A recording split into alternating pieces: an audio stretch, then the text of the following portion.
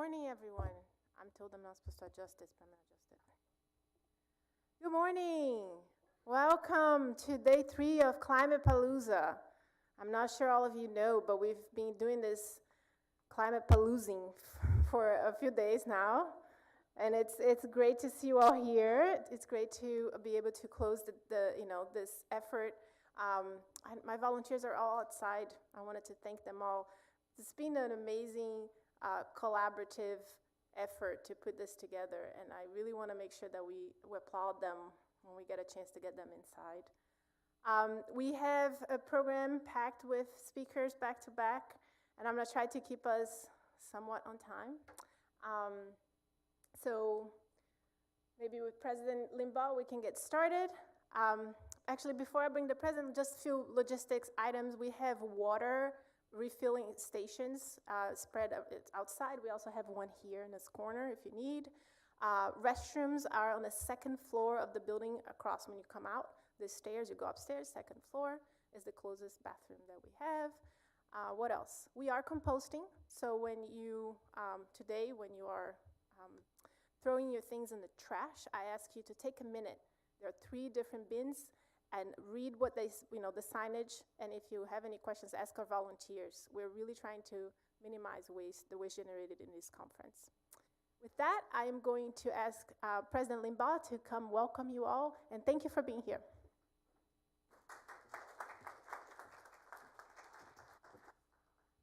Well, good morning, everyone. My name is Jim Limbaugh, and I have the pleasure of serving as the president of West Los Angeles College. So on behalf of the entire West Los Angeles College community, we welcome you to our campus. Today's conference is a key component of the mission of the California Center for Climate Change Education, which is an initiative of the Los Angeles Community College District that is housed here. Actually, right next door on the second floor, so you're welcome to come visit. The center has 3 primary functions: to develop climate change curricula and student learning experiences, to engage in community outreach and advocacy, and to promote workforce development. So today's Blue and Green Careers Conference is going to directly address workforce development as we bring together representatives of Los Angeles County community colleges and our blue and green industries to begin a conversation in response to one basic question. What kind of training does the blue and green industry workforce need to support its efforts to impact the effects of climate change? We fervently hope that today's conference will be the first in a series of conversations that continue across the country, because we're all here for one reason. We want to address climate change, but we need to identify the folks with the professional abilities to do so. Today's event is the 3rd day of West Los Angeles College Climate Palooza, as Joe mentioned, and we have benefited from planning partnerships with a wide variety of Los Angeles organizations who share our commitment to addressing climate change and to spreading the message that every job is a climate job. So I'd like to thank the Los Angeles County Economic Development Corporation, the Los Angeles Regional Consortium, California Competes, the LA Business Council, Alta-C, Unite LA, the LA County Department of Economic Opportunity, the Los Angeles Clean Tech Incubator, and the U.S. Green Building Council. If nothing else, we run with a really high-class group of folks, wouldn't you say? So we greatly appreciate the insight, the guidance, and the support they have provided in development of today's symposium. Our gathering here today to discuss this topic would not have been possible without the vision, the leadership, and the commitment of 3 individuals who will follow me to the podium. One, who supported the concept of this conference from the very first conversation when it was in the "I wonder if this is going to work" stage, and provided advice and counsel throughout the process. One who fearlessly advocated in the halls of Sacramento for funding to support the creation of the center, and one who shared our collective commitment to addressing the challenges of climate change and led the legislative effort that resulted in the creation and the funding of the Center for Climate Change Education. Now, there is a 4th person who took all of these ideas, brought them to life, created what you're seeing here, and that's the person who preceded me at the podium, and that's Joanna Tavares-Rager, the director of the California Center for Climate Change Education.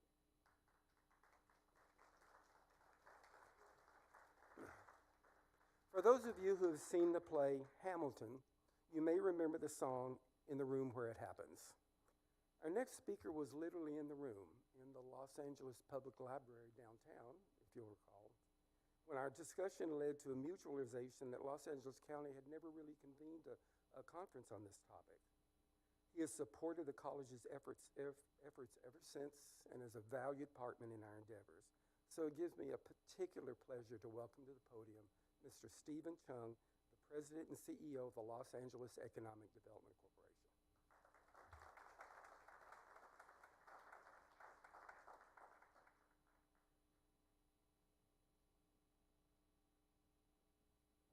Thank you, Dr. Limbaugh. Good morning.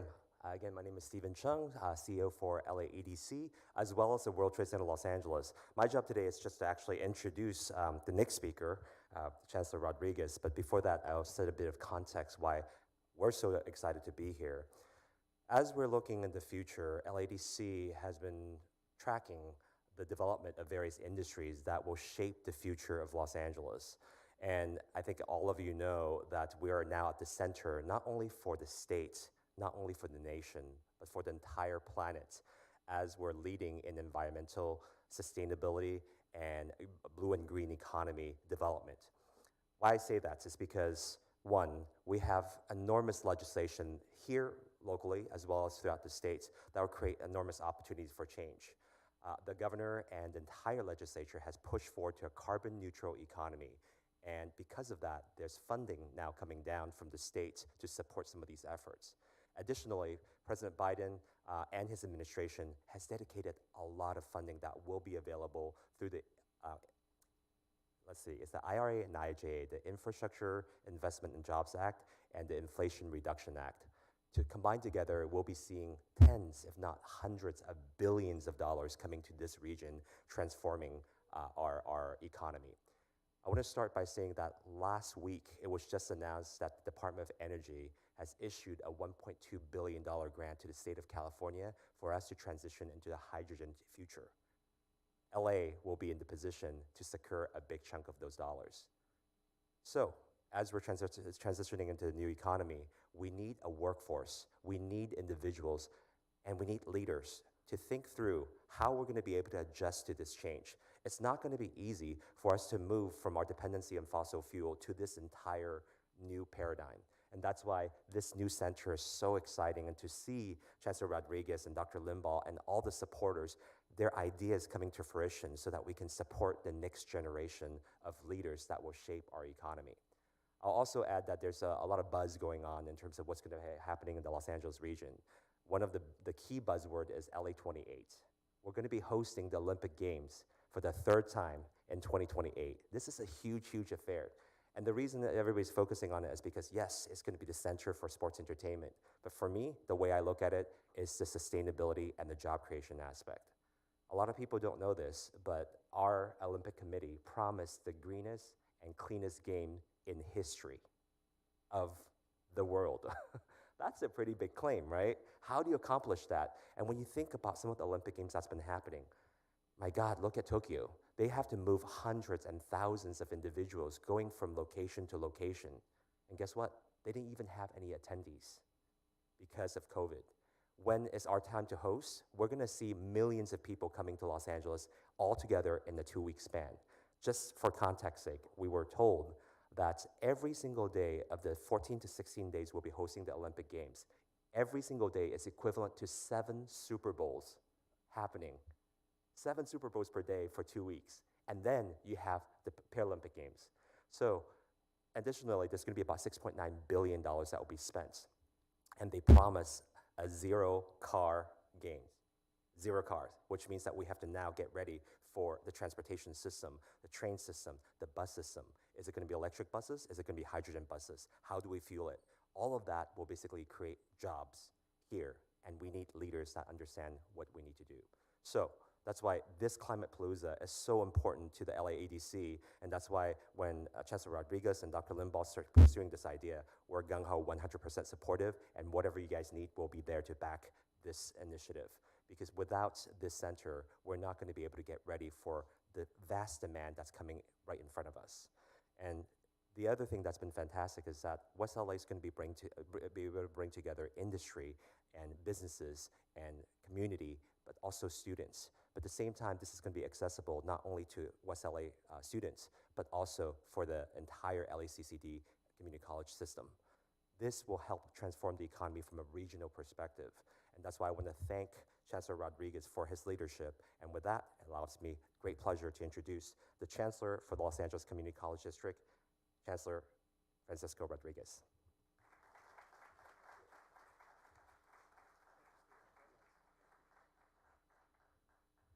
Thank you. Muy buenos días a todos.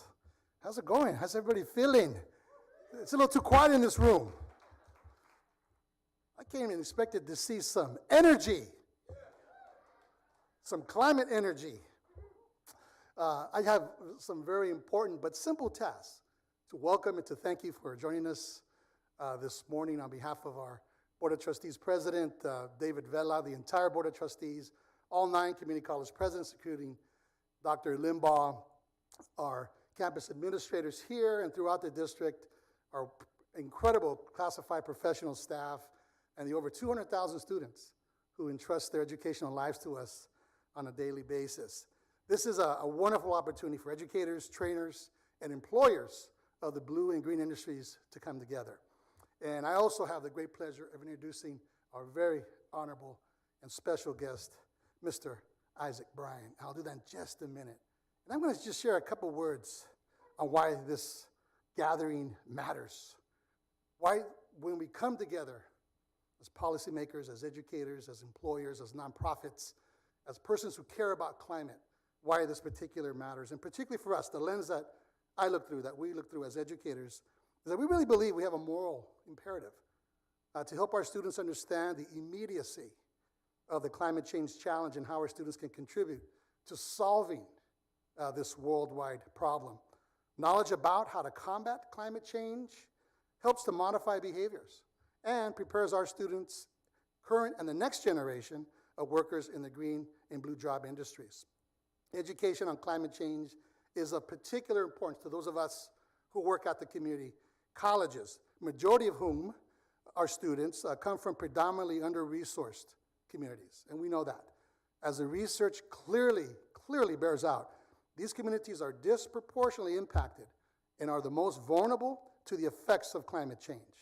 Gatherings like today, convenings just like this, with students and researchers, and again, policymakers, practitioners, nonprofit leaders, and educators like us, help us to better understand the importance of our roles as environmentally conscious stewards and advocates for clean water and clean air within our communities. Today's lineup is outstanding. I was taking a look at the program, and it's pretty sharp. So thank you for all the presenters and those who are spending time putting all this together. Again, thanks to Joe Tavares. And the keynote speaker is going to be outstanding. And what I understand is that he's also an alumnus of West Los Angeles College. So welcome home, brother. Welcome. Welcome home, Dr. Robert Ruffrich. So how did we get to this place? Enter Associate Bill 1913. The LA Community College District was a proud sponsor of this bill that was authored by Assemblymember Bryan, a bill that addresses the critical issue of climate change education. Because of his vision, absolutely flawless leadership, stewardship of this particular issue at the state legislature, Assemblymember Bryan helped us establish through a check that we proudly accepted. It was a beautiful check. It said $5 million. What do you think about that? That was a nice check. I want you to know that we're always available to take more. No, thank you for that very generous leadership on that. And established this California Center for Climate Change Education here at West LA College, the first one any community college in the state, and I believe the nation. And speaking of first, you should be aware that West LA College is the only community college that offers a climate change and environmental studies Associate of Arts degree. So we want to lead the way and share that curriculum. Thank you to our faculty who have been so innovative and so responsive to this issue.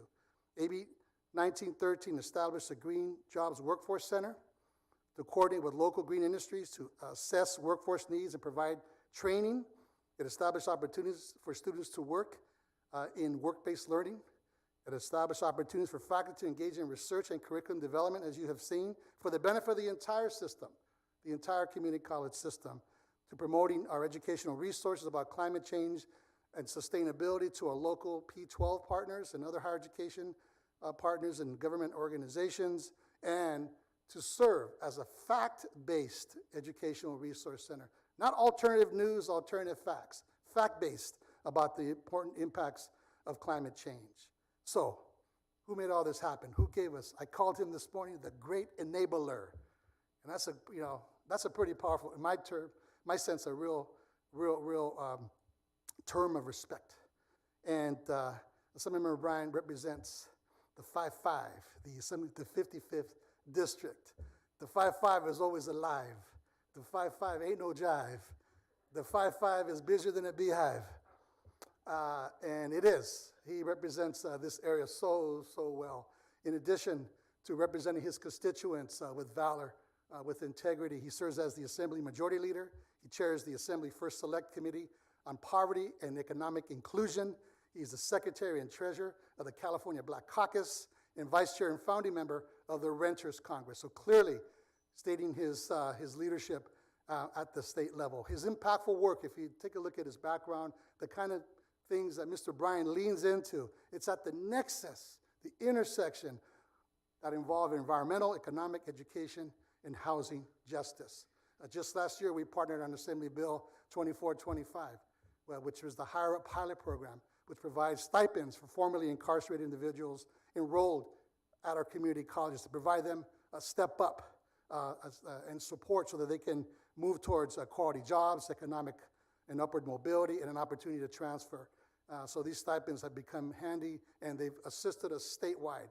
And that was a very large, again, gives you a sense of who he is. He is an unapologetic warrior for justice. He is our friend. He is our advocate. He is my brother, Assemblymember Isaac Bryan. Please come on up.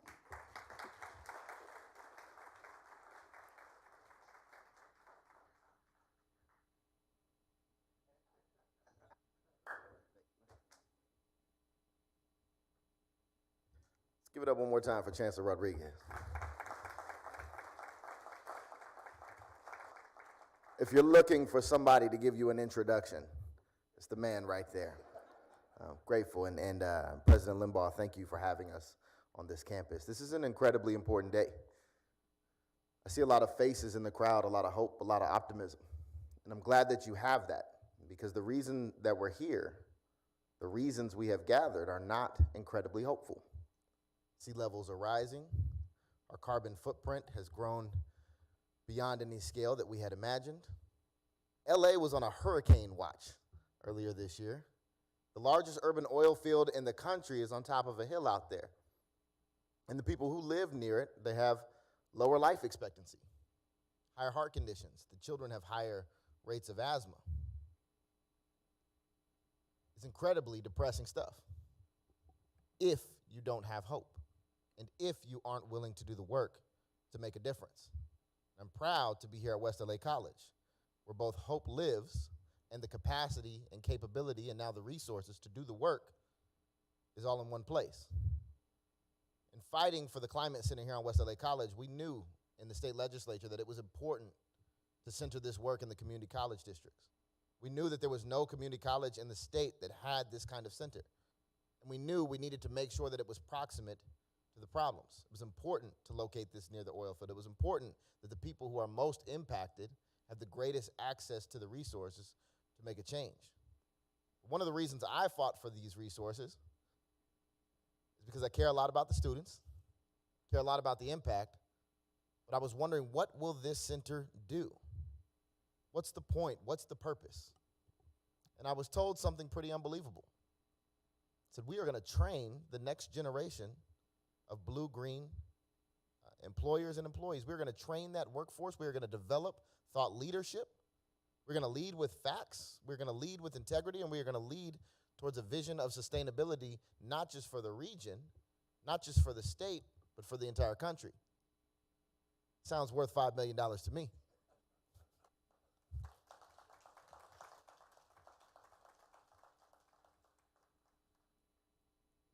The education of the future is here. The leaders of the future are here. They're roaming around this campus. The need couldn't be greater. And so I'm grateful to be here today to help kick off this convening. Employers, innovators in the regions have also been resourced. The state has been churning out tens of billions of dollars of our own to start up new industries, to transition to electric vehicles, to decarbonize our footprint in the world. In fact, the governor of California was meeting with the leaders of China just the other day because between our two countries, we are the mass polluters. And California, as the fifth largest economy in the world, has a singular role to play. You are a part of global solutions right here at West LA College. That's what today is about. It's about bringing the employers of the future. It's about bringing the thinkers of the future. It's about bringing the leaders of the future all to one place to talk about these problems, to strategize, to convene, and then to break out and get to work. Whatever I can do to be helpful, know that I am with you. In the legislature, we passed 1137, which would end oil well drilling in neighborhoods within 3,200 feet of our schools, of our hospitals, of our homes. We are making the changes legislatively to reverse course on what we've done to this planet. But we can't do it alone. It's not just policy that got us into this mess. It's people. And you are the people who are going to make a difference. So thank you for being here. Thank you for your commitment. Lean on me in Sacramento as you have in the past. Lean on each other. Lean on your college leadership. Again, this problem could not be more urgent. The consequences of getting it wrong couldn't be more dire. But looking around this room, I have boundless optimism, and you should too. Thank you.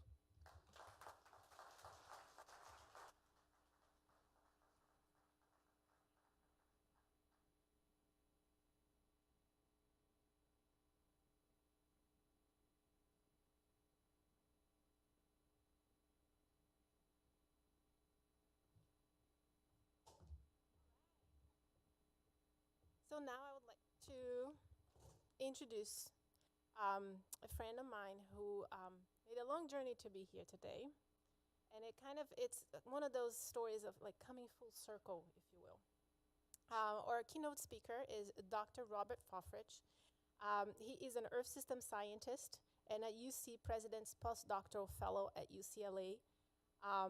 He's also an alum of West LA College. He started his career right here. His research centers on the intersection of global society and environmental change, primarily focusing on attribution, mitigation, and adaptation. He obtained his bachelor's and PhD in Earth System Science from the University of California, Irvine, specializing in the impact of energy systems on climate change mitigation and the agricultural consequences of surpassing international climate targets. During his undergraduate at West, and at UCI, Robert held positions at NASA's JPL, the Jet Propulsion Laboratory Center for Climate Science, and the Center for Environmental Biology at UC Irvine, where he researched wildfires and ecological restoration. So with that, I would like to ask you all for a round of warm applause to welcome Robert Fofrich.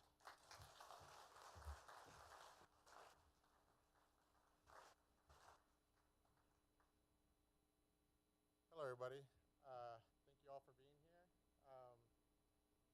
When I put this together, I really honestly did not know exactly what to tailor for this conference. So I want to tell you a little bit of a story about myself and my motivation of why I decided to go into climate science, but I also want to kind of give you a high level overview of the problem and where we are at today. You're welcome to talk to me if you want to know more in-depth information after the conference. Here's my information here. You're welcome to email me or I'm on Twitter. But with that, I'll go ahead and get started.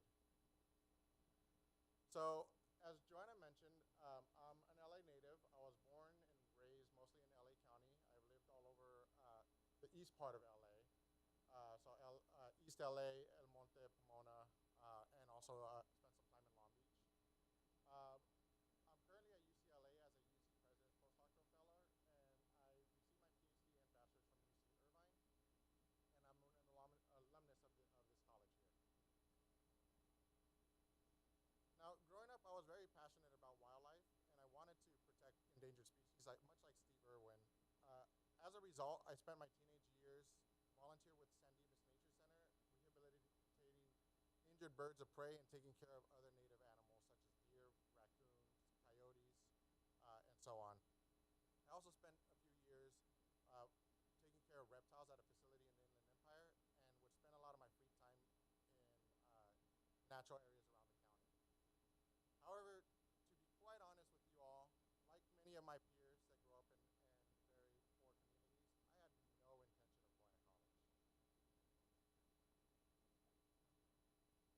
For that matter, I had no interest in becoming a scientist. But after working on a series of random jobs that didn't pay very well, I knew that I needed to go back to college to increase my earning potential. But I didn't want to just choose any major that would make money. I also wanted to make a difference in my community. When I first enrolled in LACC, I lived right down the street from that particular college. At LACC, I was strongly encouraged to pursue an easy major, something that wouldn't cause me too much trouble, and I could easily graduate with an AA. And I still didn't believe at that time that transferring to a four-year university was for me. However, another side to my story is I grew up in some of the most polluted areas of the county and state, and for that matter, the country. Therefore, I also wanted to pursue a career that would help alleviate much of the pollution and destruction of the natural world that I saw around me. Thus, I didn't necessarily just enroll in whatever major would make me lots of money, but something that would actually give back to these communities.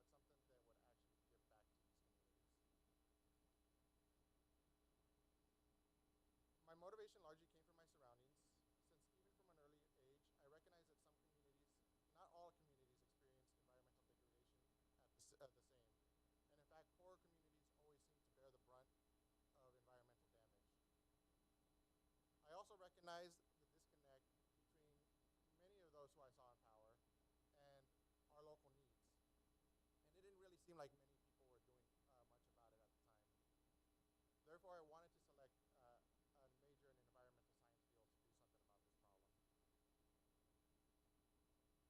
However, after speaking with the academic counselor, I was largely put off from pursuing this passion, and actively told that I wouldn't succeed in STEM because I had been out of school for a very long time.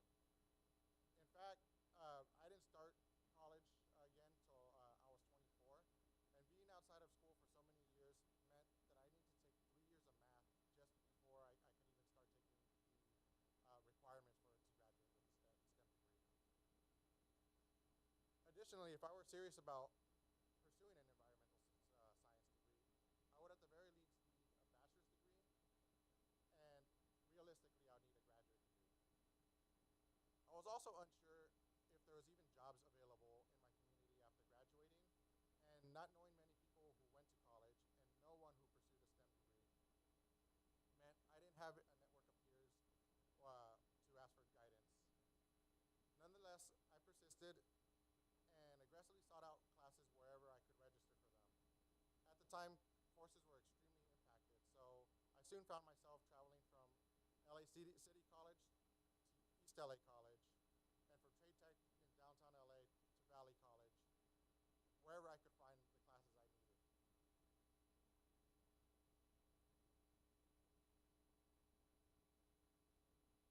My academic journey finally brought me to West LA College, and while at West, I was fortunate enough to be selected for a newly developed program which was called Writing the Roadmap to Transfer, led by Dr. Mata. As a central part of this program, I got to work closely with the faculty at West LA College, who acted as mentors, and who in their individual ways pushed me to go further than I believed was possible for myself. You see, growing up in a single-parent family home from a Mexican immigrant with very little income meant college was mostly off limits due to financial and educational limitations. In addition, I couldn't rely on family mentorship or financial support to pursue my education. Rather, I began this journey with very little means and was also balancing working a full-time job at the time. However, in large credit to the faculty you see here, I was convinced that I could pursue my dreams while making a difference in my community. As a part of the program, I was provided with a very modest stipend, which, while small, allowed me to focus on my courses and was instrumental in propelling my journey. Thanks to this program, I was exposed to new career prospects and opportunities. And from this experience, I was selected to participate in a program at NASA JPL, which began to really open up doors for me. Another aspect about being at West was that it also reinforced my motivation to pursue a career as a climate scientist. As many of you know, Los Angeles is home to the largest oil urban field in the country, part of which you can see from this campus. Thousands of active oil wells operate throughout the county, including in residential areas. Most are primarily located in low-income minority communities, and these communities tend to bear the brunt of environmental concerns. Whenever there's a leak in one of these communities, nothing seems to get done. And while there are more affluent communities that also have oil wells, when a leak happens over there, it catches national headlines and is promptly addressed.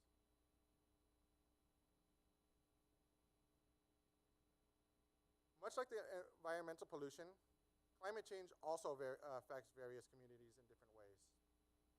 While climate change is a global issue and will impact all species living on this planet, poorer communities will bear the brunt of these damages and are also less equipped to adapt to the projected changes.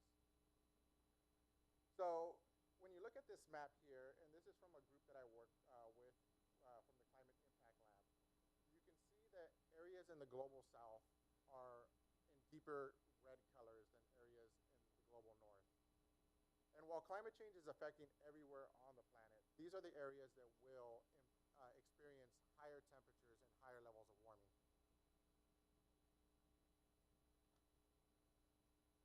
And it isn't just direct heat impacts either. Climate change will also place an undue burden on the food systems in the global south, which are also areas that are already food insecure. So this is from a paper that I'm leading that is currently in review. And this is for maize production in 2070. And what you see here, anything that has a shaded color is where corn has been historically grown. Anything in gray are areas which under this climate scenario, which is 2 degrees, will not be impacted. So we can continue growing corn there as normal. And anything you see in brown are areas where it's going to be too warm or too dry in this future simulation for us to grow corn. And much like the temperature projections, you see the same patterns, where it's the poorer communities that are going to be most effective. Now, how much warming we experience globally depends on how fast we decarbonize. Historical policies would have placed us here, about 3.1 to 3.7 degrees Celsius. And while this might not sound much to many of you, you got to also remember that these are global averages. This includes the poles, which are extremely cold. This also includes the ocean, which the Earth is made about 70% of. Therefore, 3.1 degrees across all of the planet means much warmer temperatures for many areas of the planet. The Paris Climate Accord and climate scientists' goals are to reduce our levels so that we don't experience more than 2 degrees Celsius in excess warming.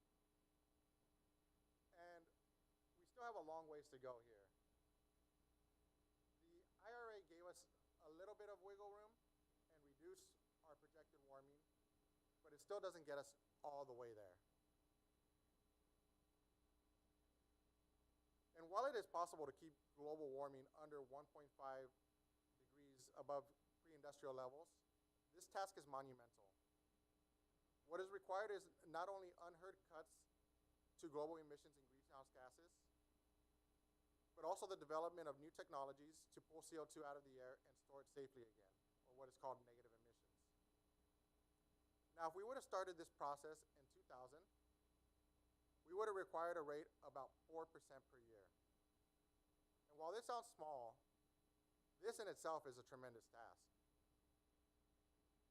But as all of you know, we did not lower our rates in 2000. And in fact, we've increased our global emissions every year since.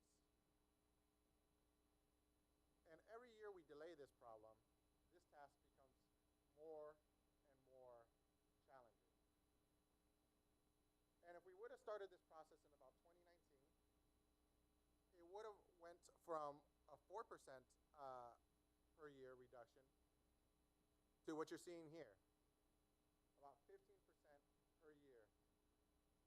And this is to achieve the 1.5 degrees Celsius. And if you follow climate news pretty well, you'll probably see that we did dip in 2020, but this is largely due to the COVID-19 pandemic. Since then, we've again increased our emissions, and achieving this almost but impossible.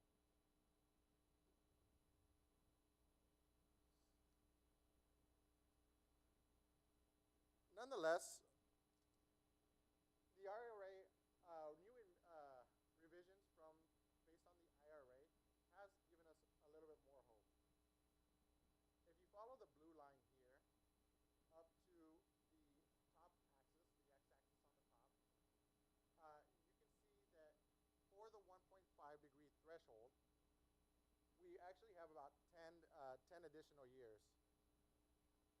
For the 2 degree threshold, we have up to 2055. However, these are just estimates, and this really depends on what's happening globally. In times of recession, our emissions tends to drop. And so, while economically speaking, that's going to be bad, globally speaking, that would buy us more time, and we would be on this lower line trajectory that you see here. However, what you're seeing around the world today is global conflict. Many, many areas in the world are on the verge of erupting into broader conflict. This tends to use up more resources, and when nations become more competitive with each other instead of cooperating, we actually get on the pathway that you see on the top. So this shortens our runway. Now, if emissions were to stop today, our temperature projections would not lower. Basically, what would happen is the temperature warming will start to flatten out. However, some of this temperature warming is already baked into the climate system, and so we will experience a little bit additional warming. And the global temperatures will then rebalance at this new equilibrium. And depending on what temperature this is, it can be an acceptable level for global society and natural systems, or we're going to have to work together to reduce the temperature burden back to their pre-industrial levels. Modeling shows the best way to achieve this is by actively removing CO2 from the atmosphere in a process called negative emissions. In fact, most models which successfully avoid 2 degrees in excess warming do so through some combination of emission reductions and negative emissions. And implementing negative emissions also allows more room for actual positive emissions, thus extending our runway while simultaneously lessening the economic burden associated with climate change. However, at the moment, the strategy of implementing negative emissions is but a pipe dream. Various technologies are being explored, as well as good old-fashioned tree planting, but all have significant limitations. And it's partially this hope in future technologies or technological optimism which has been delaying a more aggressive action.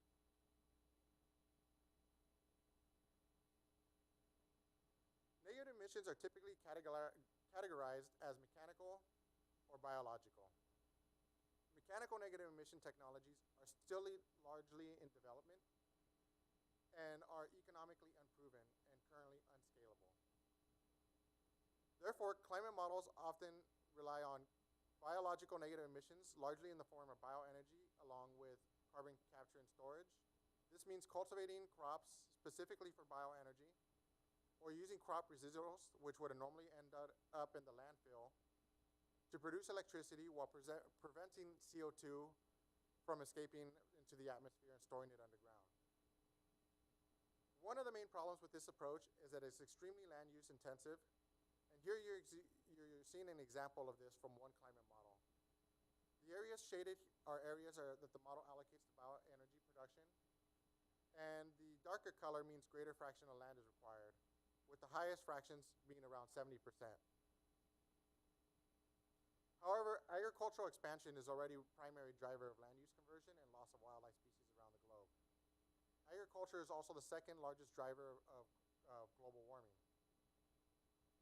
Not only that, but over the next century, population and income growth will further increase agricultural demand. However, we are also limited on where we can cultivate crops, since roughly half of the Earth's planet ice-free land is already used for crop production, and the remaining land is generally not arable or needed for conservation purposes.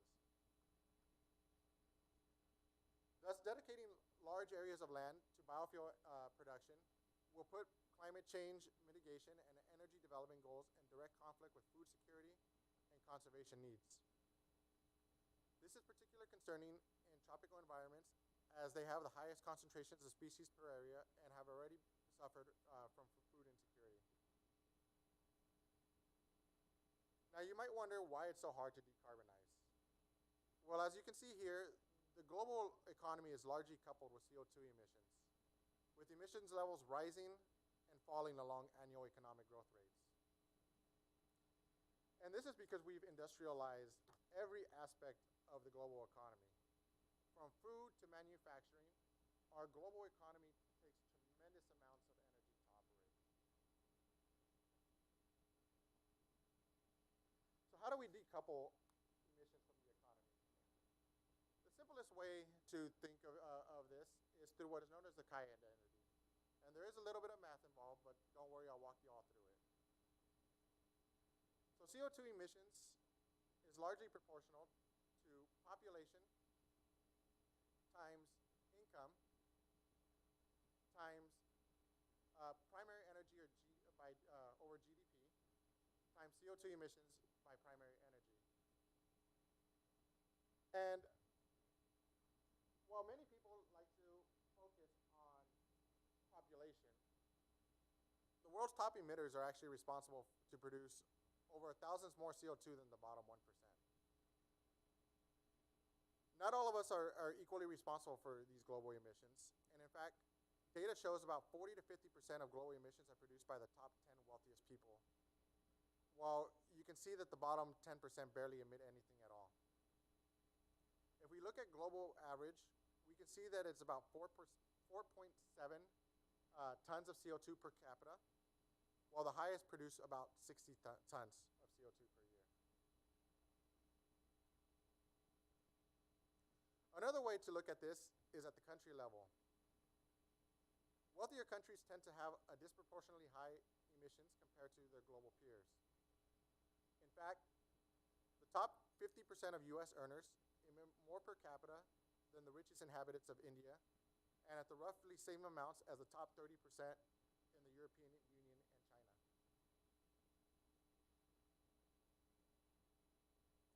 Now, to put these numbers into a US context, if you're fortunate enough to earn $7,500 a month, congratulations. You're in the top decile of earners around the globe. But at the same time, you also pollute at much higher rates. And while emissions differ from person to person depending on their lifestyle, this category is responsible for around half of global emissions. Think about how mind-boggling this is. Less than 1 billion people emit as much as CO2 as the remaining 7 billion. However, most of the United States does not earn $7,500 per month. Therefore, let's look at the median US income, which is squarely in the 9th decile. Here we see that this category is responsible for roughly 20% of annual emissions, while the bottom decile only lives off of $22 per month. So we can see that population, the argument about controlling population isn't really founded in numbers, and therefore population isn't necessarily the problem. So let's look at the next category in this equation, which is GDP per population. And now that we've established that the richest countries' individuals emit more per person than the poorest, then income must be the problem, right? Well, no. While money can't buy happiness, not having enough resources also impacts one's quality of life. And while it's true that higher earners pollute more, they also tend to live longer than their less affluent peers. And this is largely to improve diets and medical access. And as someone who grew up in poverty, I can personally tell you that while money isn't everything, it is much nicer to have than not. Therefore, let's look at these remaining two terms and why the problem is so challenging. We'll start by looking at primary energy per dollar.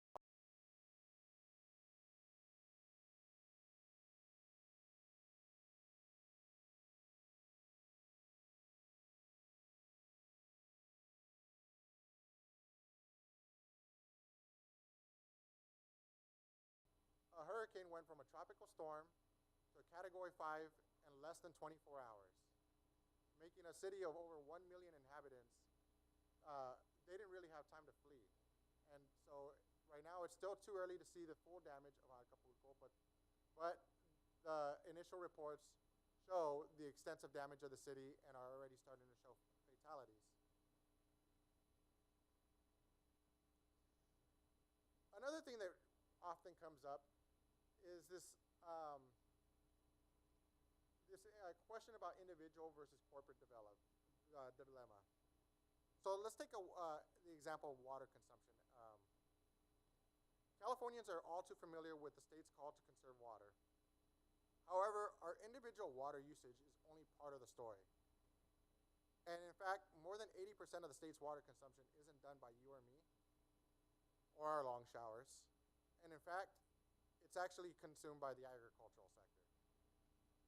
Does this mean that we can blame solely the agricultural sector and demonize the farmers for using up all the state's water? Well, no. The solution is much complicated than that, as we all consume these goods produced in the Central Valley. However, we can demand that these products be produced in a more sustainable manner. The same story is repeated in the energy sector. In this study I led, which is currently under review, we found that 5 state-owned companies in China are responsible for roughly 25% of global emissions. So every year, all the emissions that we emit comes from these 5 companies, which are property of the government of China. However, given that China has become the leading exporter of goods we all consume, we can't solely blame these on Chinese entities. Rather, we all have the collective responsibility to seek a more sustainable products and a more sustainable lifestyle, while at the same time amplifying the political and economic pressure for these companies to operate in a more sustainable manner. Now I want to switch the conversation and focus to reflect on what has been occurring more locally. We can zoom into California as a case study, and we can see that like many places around the world, our population has been booming over the last 20 years, and we have grown by over 6 billion people, or 6 million people. At the same time, our state has grown economically. And at the very same time, we've managed to reduce our greenhouse gas emission burden by roughly 20%, and our per capita emissions by roughly 30%. Therefore, you all deserve a round of applause for this amazing feat. However, we still need to be more efficient with the way we use our energy, and this is only part of the story. Another part is how we produce our wealth. California has largely switched to an intellectual economy. What do I mean by that? Well, places like Silicon Valley, for instance, get paid for their ideas and products rather solely for their labor and manufacturing abilities. So this is partially why we've been able to reduce emissions in the state. Additionally, California has been increasing its share of solar and wind energy, and in the case of solar energy, has increased roughly 10% over the last decade. And in 2016, for the first time ever, renewable energy generation overcame fossil energy for the first time. Nonetheless, we still have to go further, as fossil energy still accounts for roughly half of the energy in the state. funds resources from the federal government will go a long way to help if used appropriately. The federal government has allocated billions of dollars to California's infrastructure, which is projected to help reduce global and national emissions further. But as you can see from this figure, we must keep going if we are to achieve a 1.5 or 2-degree world as outlined in the Paris Climate Accord, and what you can see. So the ERA, our IRA, and again, depending on how the world turns out, puts us in this orange category and these orange trajectories. And what you see at the very bottom of this figure here is where we need to get to.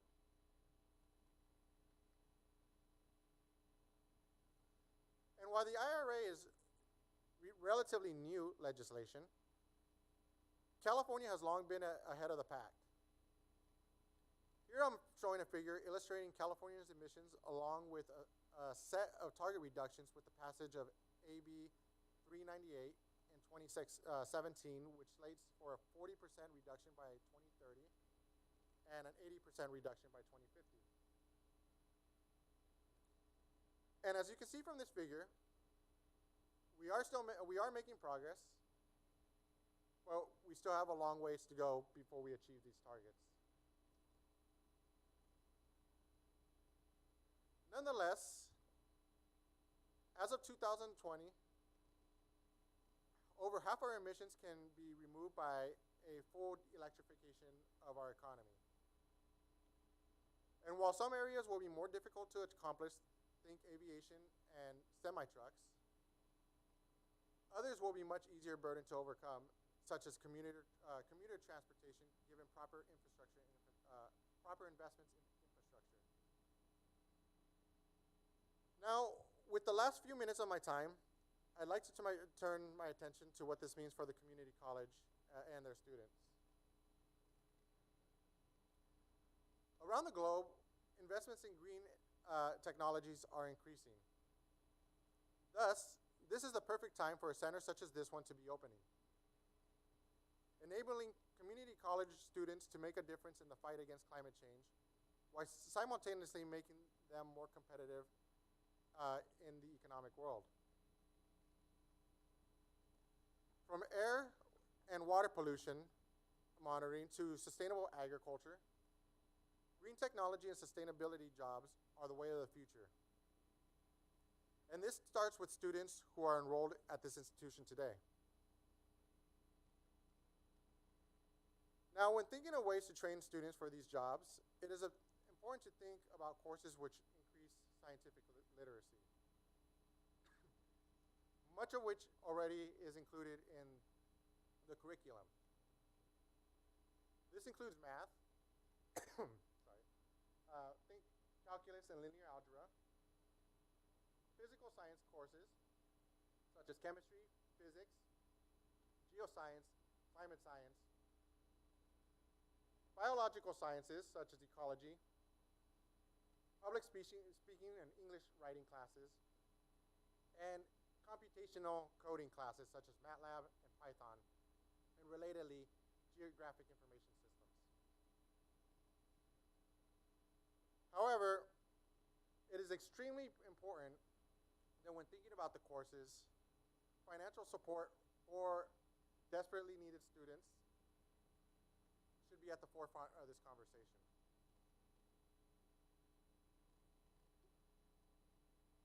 As most of you probably know, community college struggle the most financially.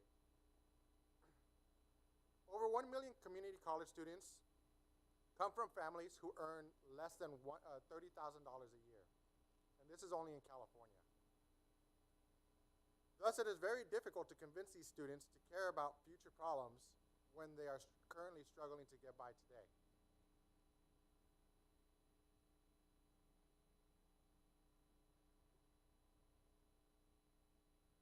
Additionally, while it is often assumed that community college students are fresh out of high school and still live with their parents, this is incorrect. In fact, over 70% of community college students are over the age of 20, and almost half of them are over the age of 25.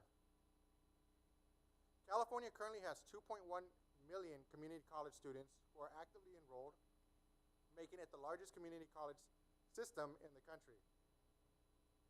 This increases the burden on community colleges to provide these students with proper monetary support, but also presents a tremendous opportunity to positively impact the lives of a large portion of our state.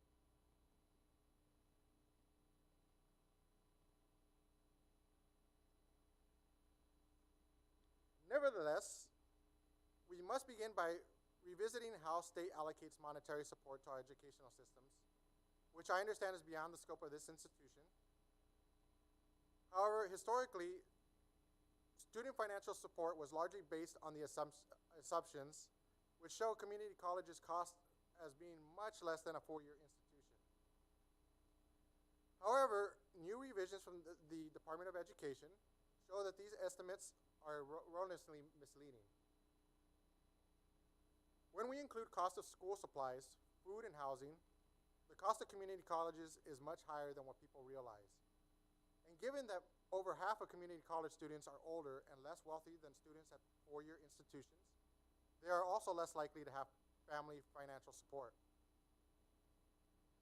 Students at community colleges are also less likely to apply for monetary support even when they do qualify.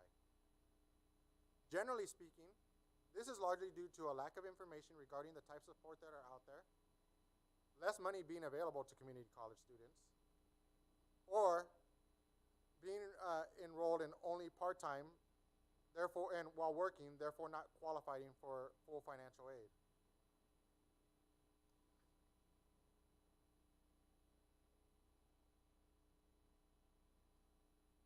And if I use myself as an example, over 90% of my college debt is from when I was a community college student.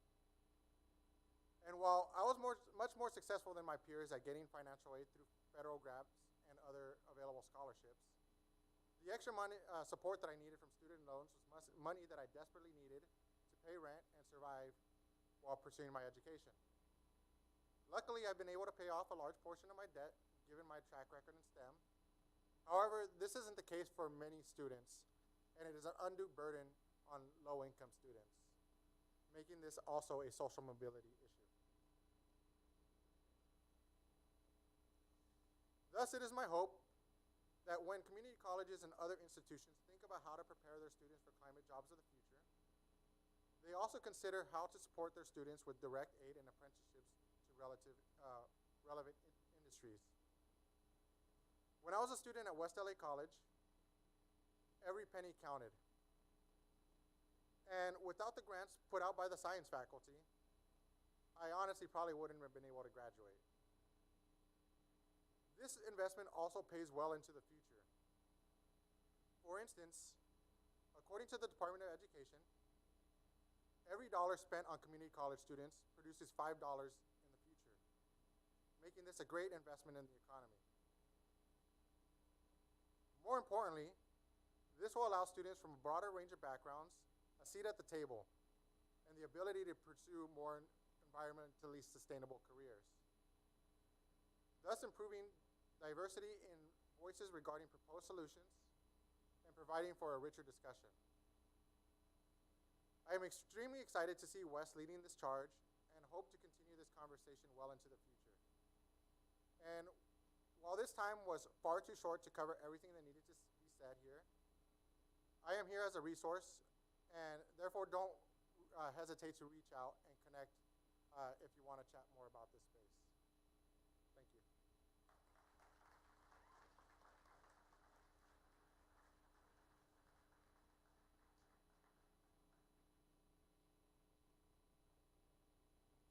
Okay, I think we have a couple of minutes for questions. Thank you so much.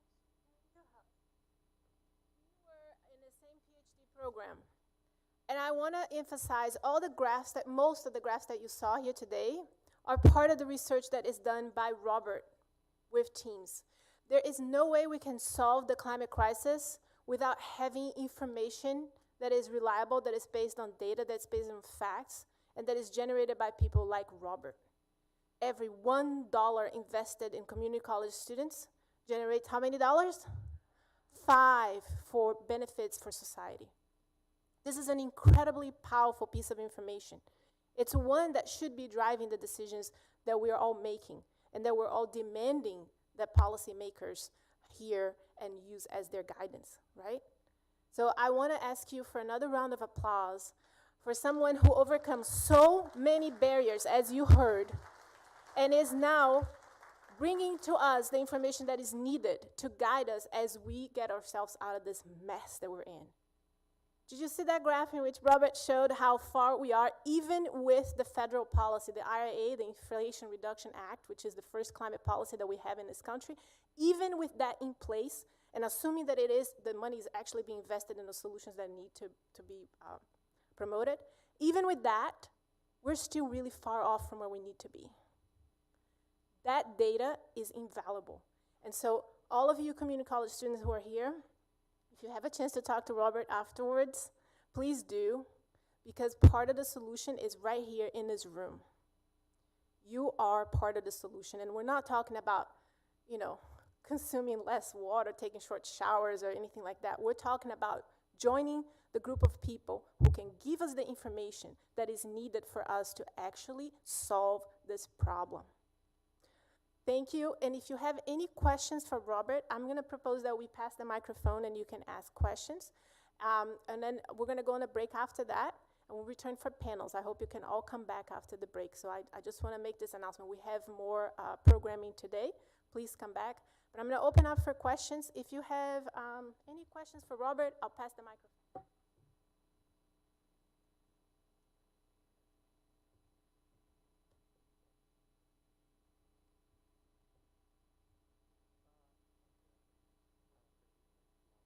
Testing.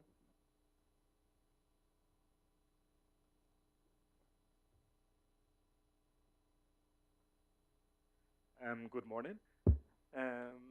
My question would be, I saw that one of the um, subjects needed to help or to be inside of the mm, thing.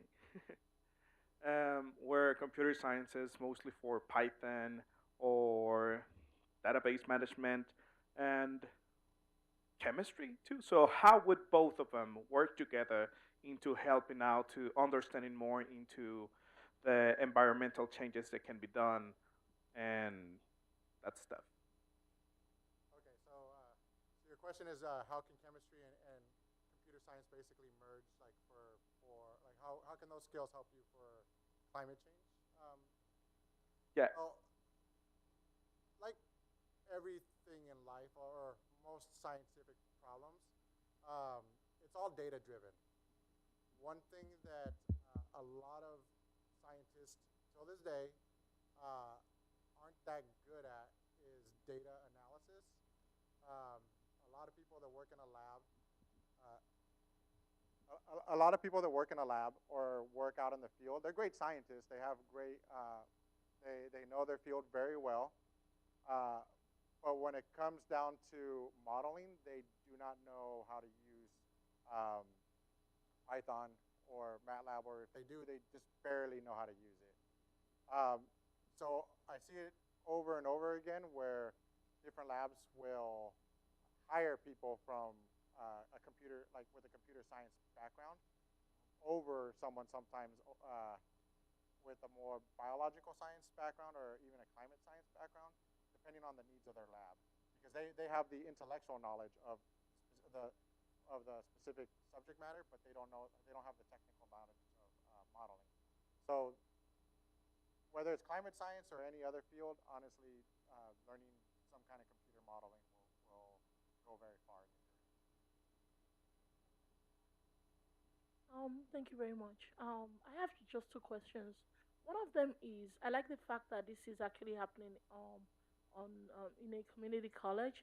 What is your advice for early readers? I'm talking about children between the ages of 4, 5, and above, because we can also not leave them behind.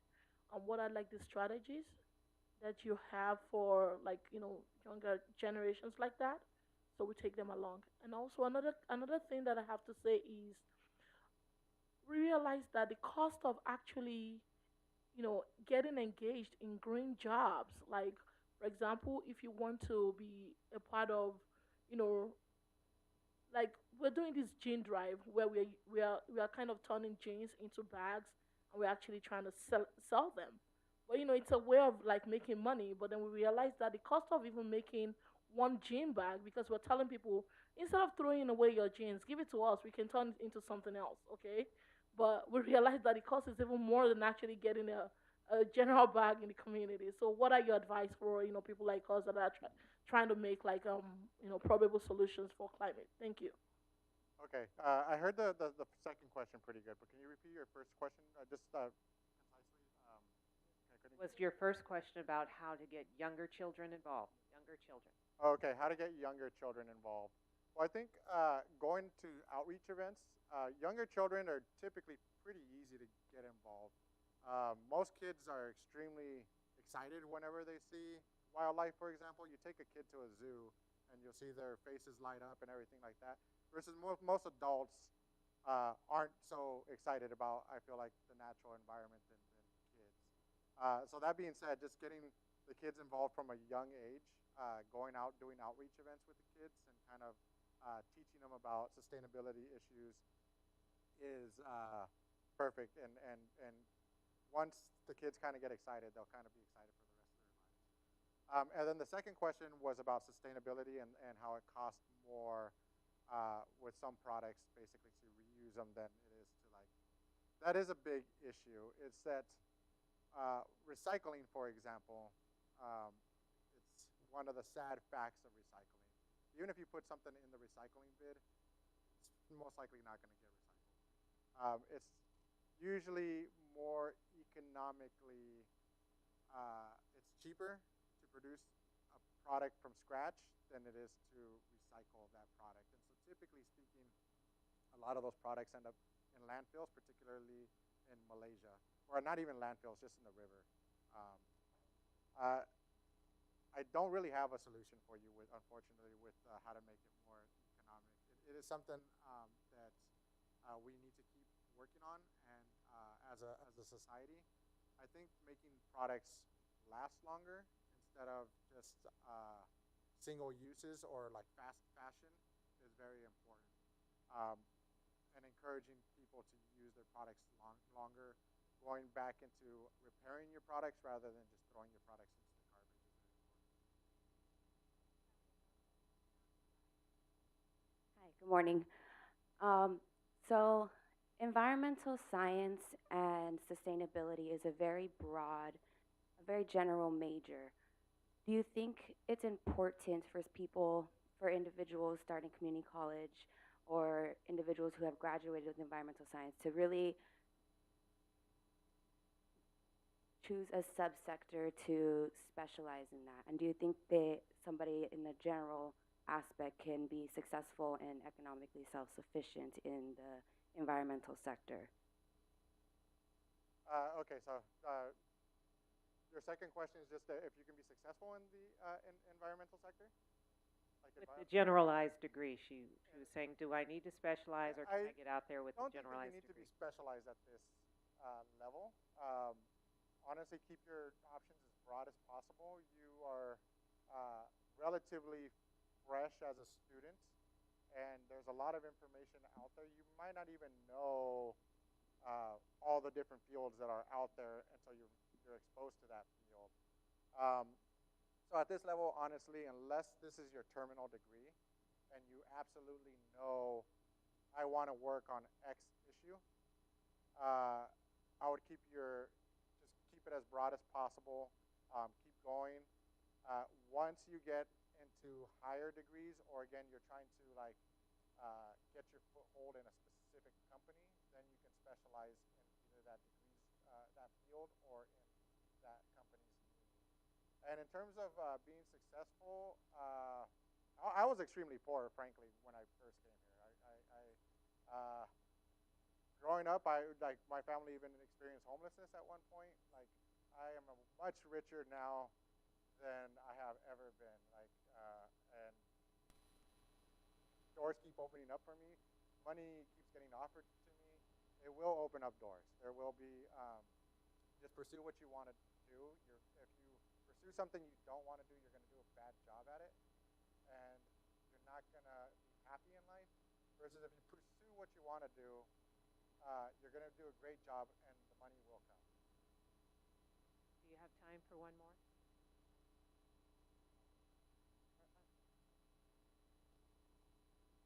Hey, Robert, we were speaking earlier outside about the influence that internships and like the writing to roadmap transfer had on you. Could you speak in general to students and to the college how important that was in possibly encouraging other students to, versus just going through to getting the degree program, actually applying yourself to these internships, finding a mentor, and things of that nature? Yeah, that's a great question. So Professor Bell was one person that actually nominated me to start this program called the J Plus program. It was a very small program at NASA JPL, and basically entailed just visiting the campus, getting to know different scientists over there. From the J Plus program, when I got to UC Irvine, I met a postdoc that was at JPL, and having a conversation with him and letting him know that I had been at JPL and I was interested in being at JPL, he encouraged me to apply to another program, which is called Caltech SURF. It's a summer undergraduate research program. And that program then opened up another opportunity, which opened up another opportunity, which allowed me to get to grad school. So it's very, very, very important to not only complete your degree, but also get experience. I've talked to numerous people, both in industry and academia, who told me they would rather hire a B plus student with experience, and rather than like an A plus student with no experience. Not to say don't do better in your classes, try to do as best as you can in your classes, but to say that experience is extremely meaningful and will not only give you experience that may open up a new door, but it's also going to give you networking opportunities. Joe, as you come to the mic, I'm just going to plug the Career Center here at West LA College. If you didn't know that we have one, we do in the Learning Center. They can connect you to internships, jobs in STEM, as well as other areas.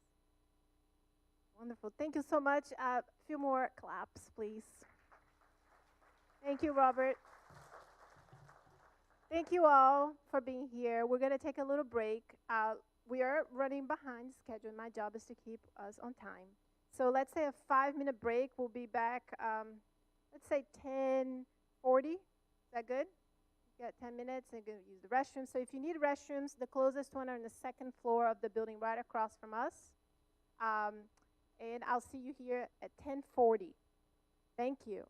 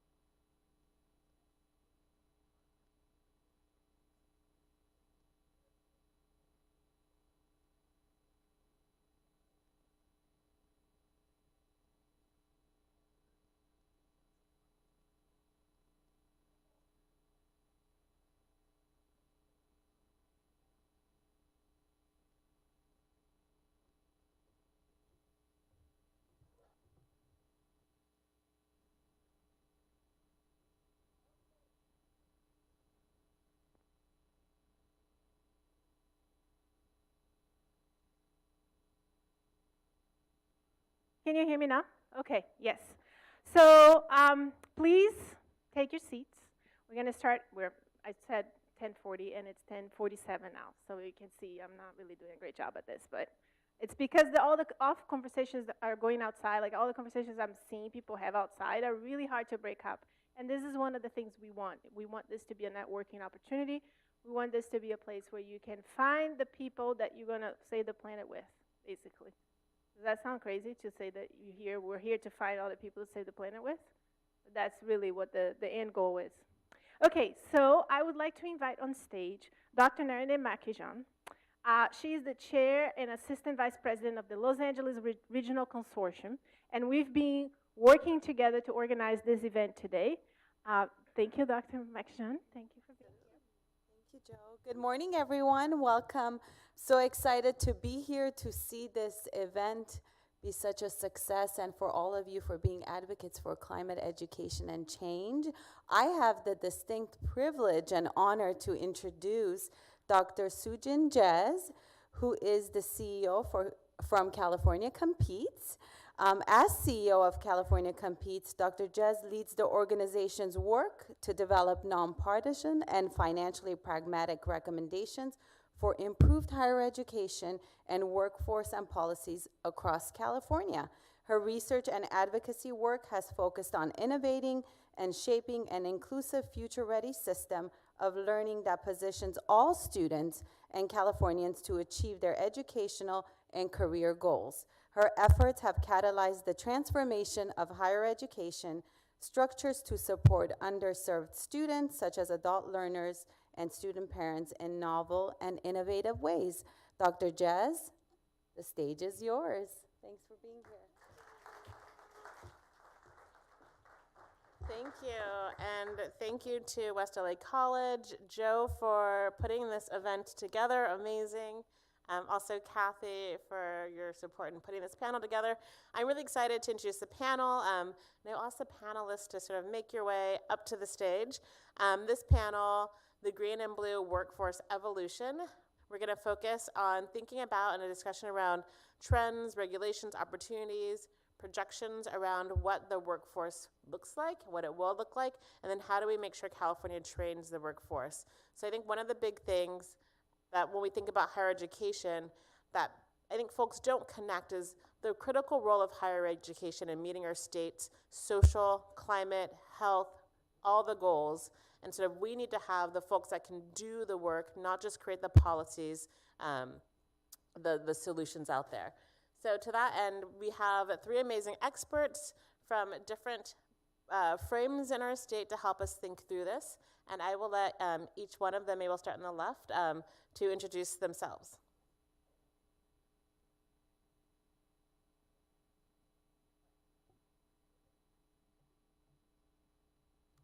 There you go. Thank you. Technology. Hi, good morning. I'm Baksan with the California Energy Commission. I'm a senior mechanical engineer at the Building Standards Branch, which is responsible for building codes and the energy code development.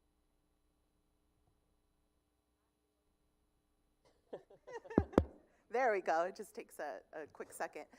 Nice to see everyone this morning. Christina Mesa, I'm the Assistant Director at the Department of Economic Opportunity with Los Angeles County. Brand new department. You'll hear a little bit more about our department during the panel, but I oversee workforce development for our region.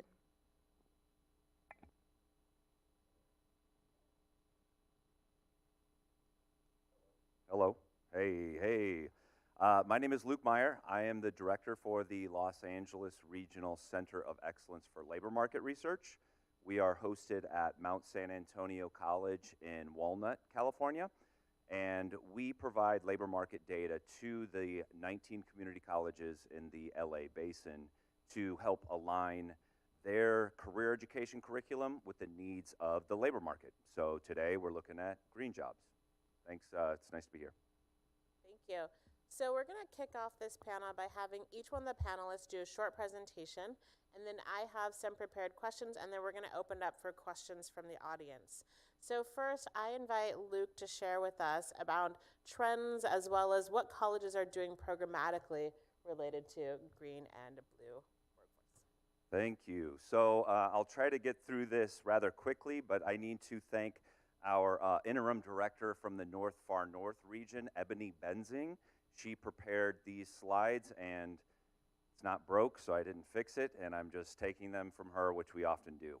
So we're going to talk about what a green job is, because that is what we're tasked with at the center and what we've been researching. So without ado, we'll get into looking at this definition.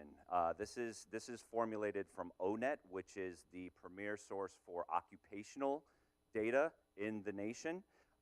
Basically, talking about the green economy, we're looking at businesses that are focused on reducing the use of fossil fuels, decreasing pollution, greenhouse gases, increasing energy efficiency, recycling, and developing new and renewable sources of energy. So you have the green economic entities and businesses, and then you have green technology. And green technology would be things like solar panels, electric vehicles, low carbon construction, programmable thermostats, LED lighting, other things to reduce carbon output.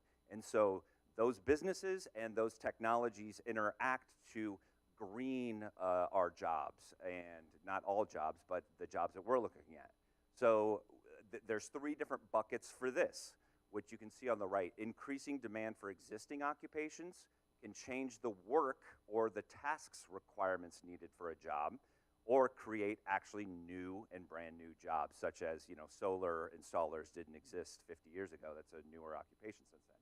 So these occupations then fall into three buckets to keep in mind, which I just noted there.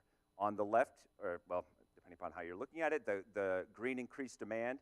This is increased demand for an existing occupation. The job's not changing, but because there are green businesses, the demand for that occupation increases, and I can share some examples of that. Green enhanced skills would be changed to worker requirements. I think about an automotive service technician now, you know, tasked with working on electrical vehicles and others. The occupation and the purpose of it remains the same, but the knowledge, skills, and abilities for that occupation have changed. And then finally, green, new and emerging jobs. So this would be the development of like chief sustainability officers, or wind turbine technicians, or other novel occupations that could be born out of an existing occupation or just brand new in general. So let's try to quantify this to the best of our ability. Using those definitions developed by ONET, we did our own analysis for California. We used 2022 as a base year and projected through to 2027. So if we look at the potential universe of green jobs in California, we're talking just over 5 million jobs in 2022, growing to 5.5 million jobs in 2027, which is a 7% growth rate. Looking at adding about 400,000 new jobs with just over 600,000 annual openings.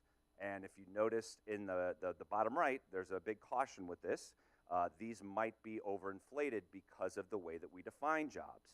There's a, you know, we're talking about green businesses, such as, say, the people you see outside of Starbucks working for Greenpeace, asking you for donations. Well, that's a business that has a human resources department, accounting. They probably have a big legal staff and other admin assistants. Those would be green jobs because they work for a green business.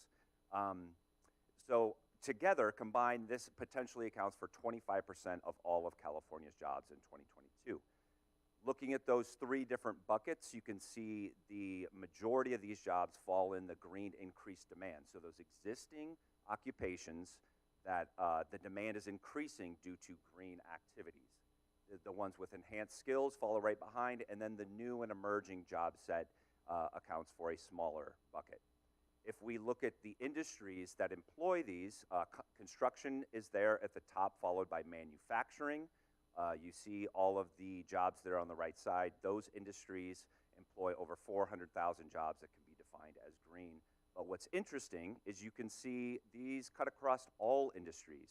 So utilities, notably, is not on here. That's a smaller industry. It does not employ as many individuals, so it's not included, but a lot of folks working in those would be considered green jobs. When we look across the state, LA, unsurprisingly, has the largest share of these jobs, just over 30%, almost a third of those jobs, followed by the Bay Area, and then you have others in Southern California with Riverside, San Bernardino, and then San Diego, and on down the list.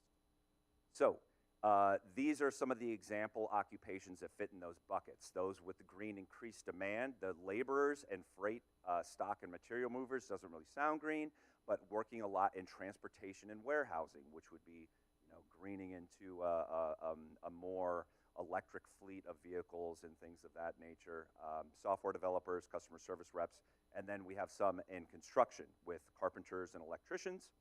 And then on the green enhanced skills, we have the general operations managers, truck drivers. That job could change as we move forward. And all the others, you see automotive service technicians, which is, that makes the most sense to me logically. And then we have the green, new, and emerging jobs. So we have these business operations specialists. Well, that includes things like energy auditors, sustainability specialists. We have the managers, which includes things like regulatory affairs managers, compliance managers, supply chain, wind energy operations managers, and others, and on down the list with some of the C-suite occupations as well.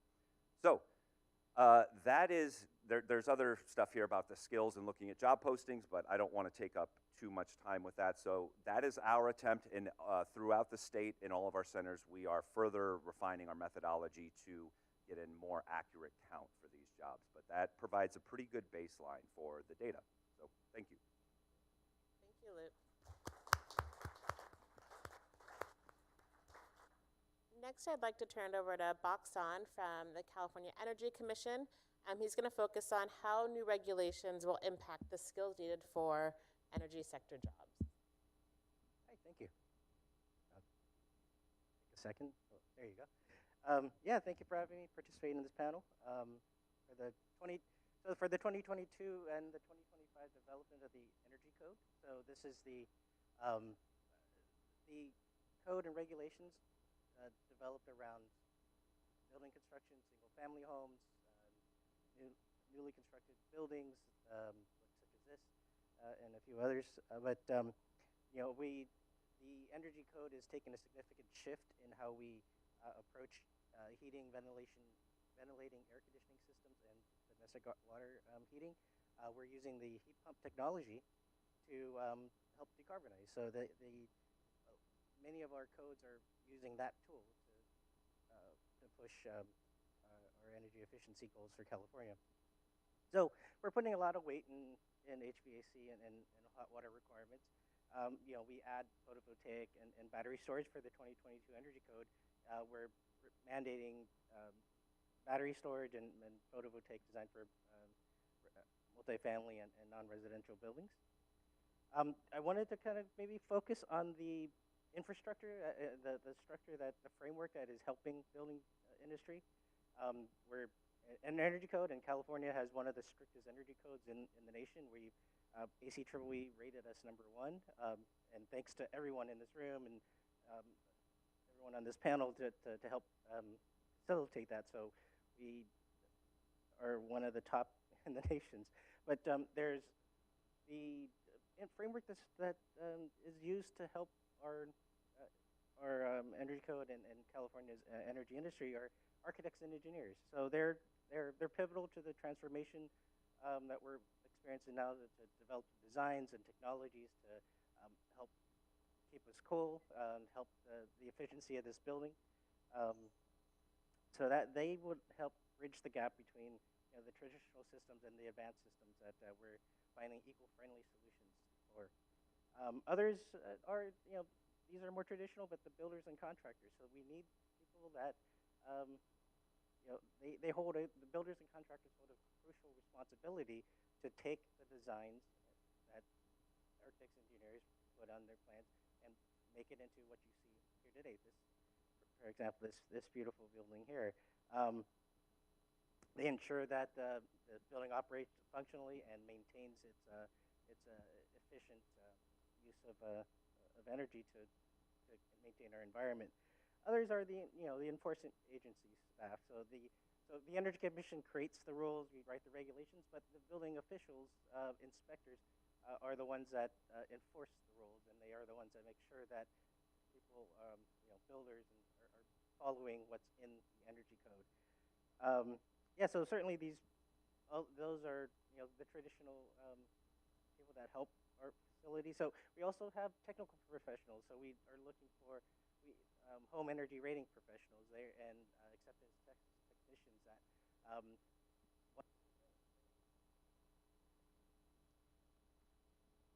once they're built, they help with making sure that the systems are operating optimally. So those are, and those help with certifying, auditing, making sure that these systems operate well. And there's many others, but energy modeling professionals. So they talk about, you hear about AI, but we do building simulations to help understand what our environment's doing and how to maintain our environment. Energy modeling professionals and compliance folks are needed to help with understanding the buildings and how they use energy, help the engineers and architects to comply with the code, but also suggest technologies and ways of keeping their systems to optimize for our building infrastructure. And so, and last but not least, I guess the vital importance of training.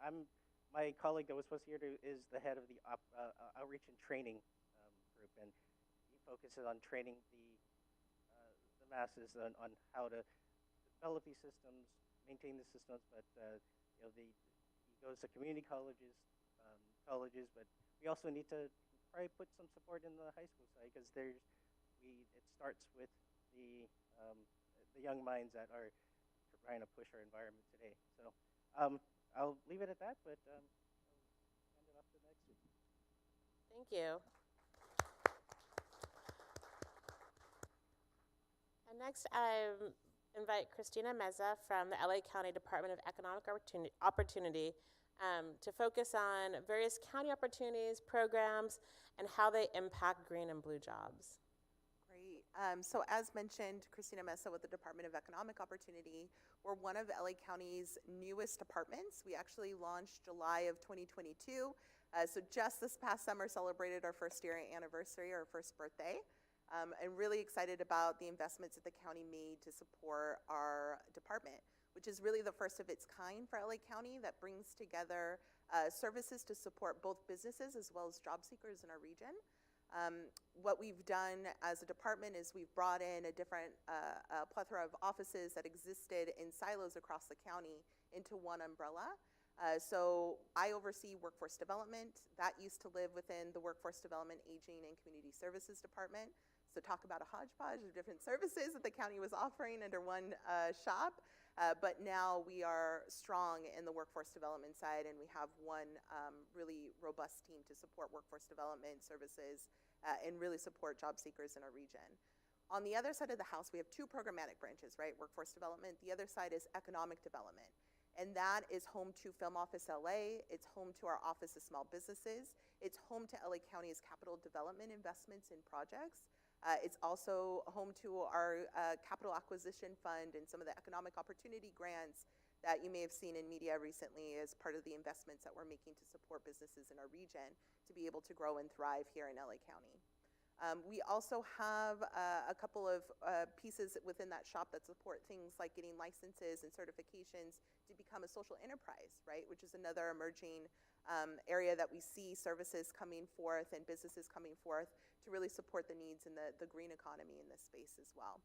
So we can help you, right, with that certification process. But in addition to that, we can help you get on something called the Master Agreement List, which allows you to expedite the process when it comes to county contracting, right? If you're a social enterprise, there is a level of priority in which you can access some of the funding that we release as a county. And so we maintain that list, but we also maintain the certifications needed to become a social enterprise. So a lot of work to support businesses, a lot of work to support workforce development. On the workforce development side, there's a few investments that we wanted to highlight. First, as the workforce board for LA County, which we are one of 7 in the region, but between LA County and LA City, we make up just shy of 80% of the entire workforce development area for our region. So we are the 2 largest boards in LA County. We're the 2 largest boards in the state. And what we do is we fund WorkSource centers or America's Job Centers of California. In total, under our umbrella, we have about 19 centers across the county. One right here in West LA, actually, that we share responsibility with our friends over at LA City to oversee and operate. But a part of this system that we wanted to be more responsive to was industry needs, sector needs. Historically, what has happened is we fund folks to operate and oversee these centers, and these individuals will go out throughout their subregion and identify job opportunities for job seekers. There wasn't really a sector strategy, right, or an industry strategy to meet the needs of those businesses and those folks that represented specific industries across the entire region. It was all very much a part of like sub-regional approaches. And so it didn't result in or yield the outcomes that we would like to see in terms of really making an impact to meeting business needs in a specific sector. So we decided to modernize our HACC system. We just went through a procurement process, and as part of that modernization process, we integrated something called the Centers of Excellence. What that means is that each individual who applies to run an HACC or a WorkSource center as part of our network of service providers would have to lead sector strategies for a designated sector for the entire region to really make sure that we were building up the infrastructure to be responsive to those sector needs. And so as part of that process, we identified 9 different sectors that were high growth priority sectors, green economy being one of them, as well as construction.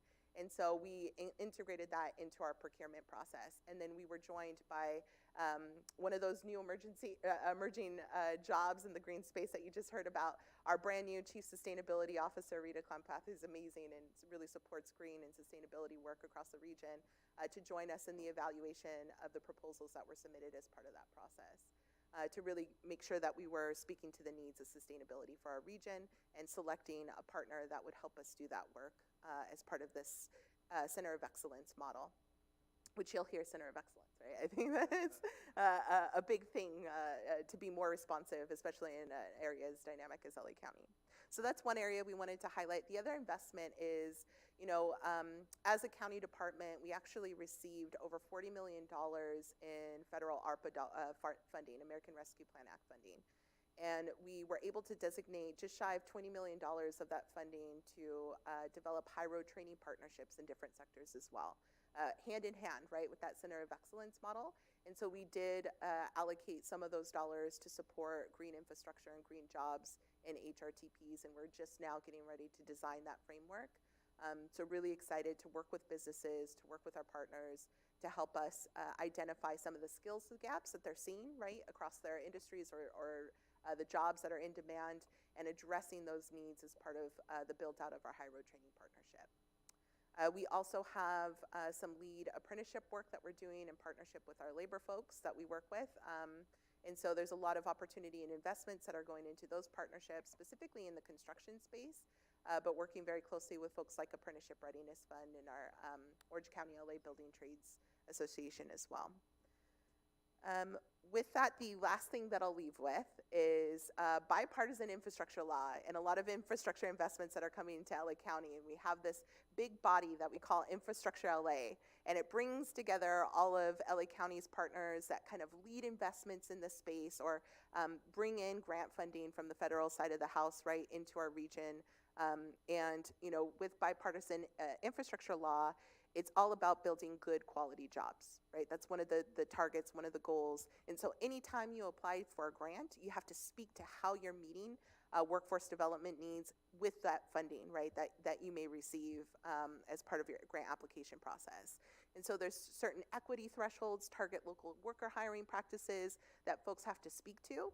And so we are just getting ready to launch a procurement to find somebody to help us build out our technical assistance to be more responsive to folks who want to apply for those grants and speak the language, right, that our federal folks are looking for when it comes to meeting those workforce development requirements. So really excited about that opportunity. Be on the lookout for that because it's actually happening before the end of this calendar year. And we're going to build out that technical assistance as well for our fellow departments across the county that are going to be applying for some of those funds.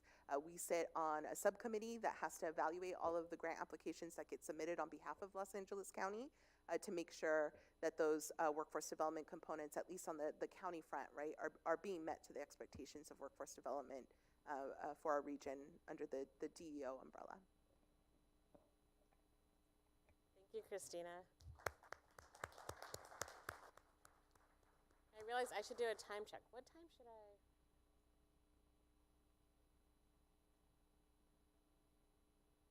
Okay, great. So I have a couple of prepared questions, and then I will make sure we have time for any questions in the audience. So my first question is, as we've seen over the last decade, the kinds of jobs and skills needed in the green and blue economy are rapidly changing and will likely continue to do so. What steps or strategies are your organizations taking, or do you recommend colleges or employers take to best remain flexible in order to continue to prepare the workforce in this changing environment? Great question. So representing our community colleges, I would have to point to, first of all, West LA, our host here, in starting the first of its kind in California, a degree in climate change studies. We have Santa Monica starting up a program in aquaculture, in a way harvesting and regenerating seaweed and using that in products from, eating to medicinal products to other things. I have a face wash with sea kelp in it. I don't know if anybody else does. Pasadena is looking at a electrical vehicle charging station repair technician type program.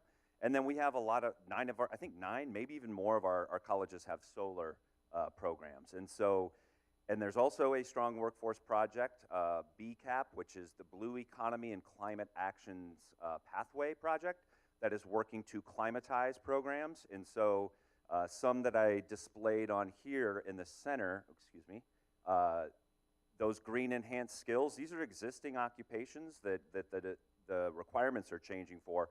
These would be great targets for community college programs to revisit their curriculum and say, how can we add some green components to that? And that work is ongoing. So I would say the ability of our colleges to adapt very quickly to the needs of the labor market is one of the strengths of the 19 colleges. Thank you. It sounds like it could be a through line across almost any program or course, that there's some component that relates to this sort of agility.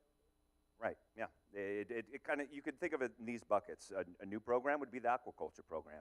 These existing programs can be climatized to make that more of a focus for students.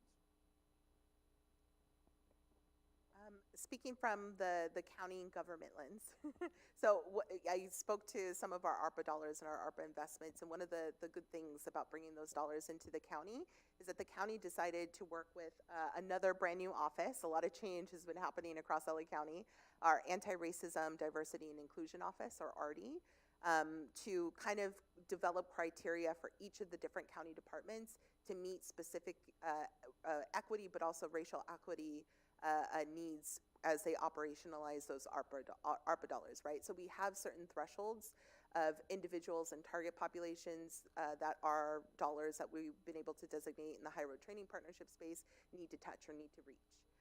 And so I do think that, our department's working with ARDI to kind of develop a strategic plan that's reflective of some of the ARDI priorities to ensure that all of our dollars, right, that we invest in are really targeting those communities that have been disproportionately impacted across, different systems and strategies that have disinvested in those communities historically, but in this space that have disproportionately impacted by climate change, right, to ensure that there's climate justice components built in to our investment strategies. So that's one area that I think, as a system that is addressing the needs of this particular sector, can really focus in and ensure that that's where the investment is being driven towards. This is Bach with the Energy Commission. In regards to that question, the Energy Commission is looking to always continuously adapt our regulations to the changing environment, foster skilled workforce. I think community colleges are paramount in educating the workforce that's going to help us. There's a goal of California to implement 6 million heat pumps in the next 8 years, and we need skilled workers. And many other community colleges have HVAC programs that are hands-on with how to work on these machines and maintain these machines. But I think they need to be adapted to the heat pump technology, how to handle refrigerants, and how to ensure that the refrigerants are not impacting the environment. So getting those, having community colleges help with their students to further certifications in things like refrigerant management and other areas of air conditioning. Thank you. My next question is related to an executive order that Governor Newsom signed in September. It launches a new career education effort to prepare Californians for the workforce of tomorrow. A first step in this process is to develop a new master plan for career education, which will guide the state in its efforts to strengthen career pathways, prioritize hands-on learning, and advance universal access and affordability. The governor's office is facilitating stakeholder conversations for input on this plan. What do you feel is most critical to a statewide plan or strategy, especially with regard to the green and blue economy?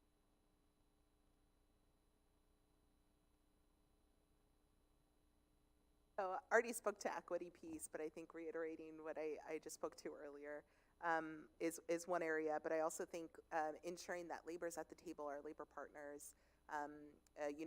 As the DEO, we work very closely with labor to develop things like training partnerships. But when we're speaking to equity, we want to ensure that folks are getting access to quality jobs. We want to ensure that if there is an opportunity for representation, that there's equity in getting access to that representation for the folks that we serve across our region, so making sure that they're at the table, but also some of the regional apprenticeship strategies, right, that we've been developing with our labor partners and our industry partners are at the forefront of what the governor is trying to move forward. And then lastly, making sure that we're also bringing all of our education partners, right, from K to 12 to our community college system, as well as adult education and our adult school partners when we speak to some of the pieces that the governor wants to move forward as well. To piggyback on the apprenticeship piece, a lot of our colleges are exploring apprenticeships and pre-apprenticeships, and I just actually learned this morning from this report that was published last month, California's Climate Investments and High Road Workforce Standards from UC Berkeley's Labor Center, that 70% of registered apprentices in California are people of color.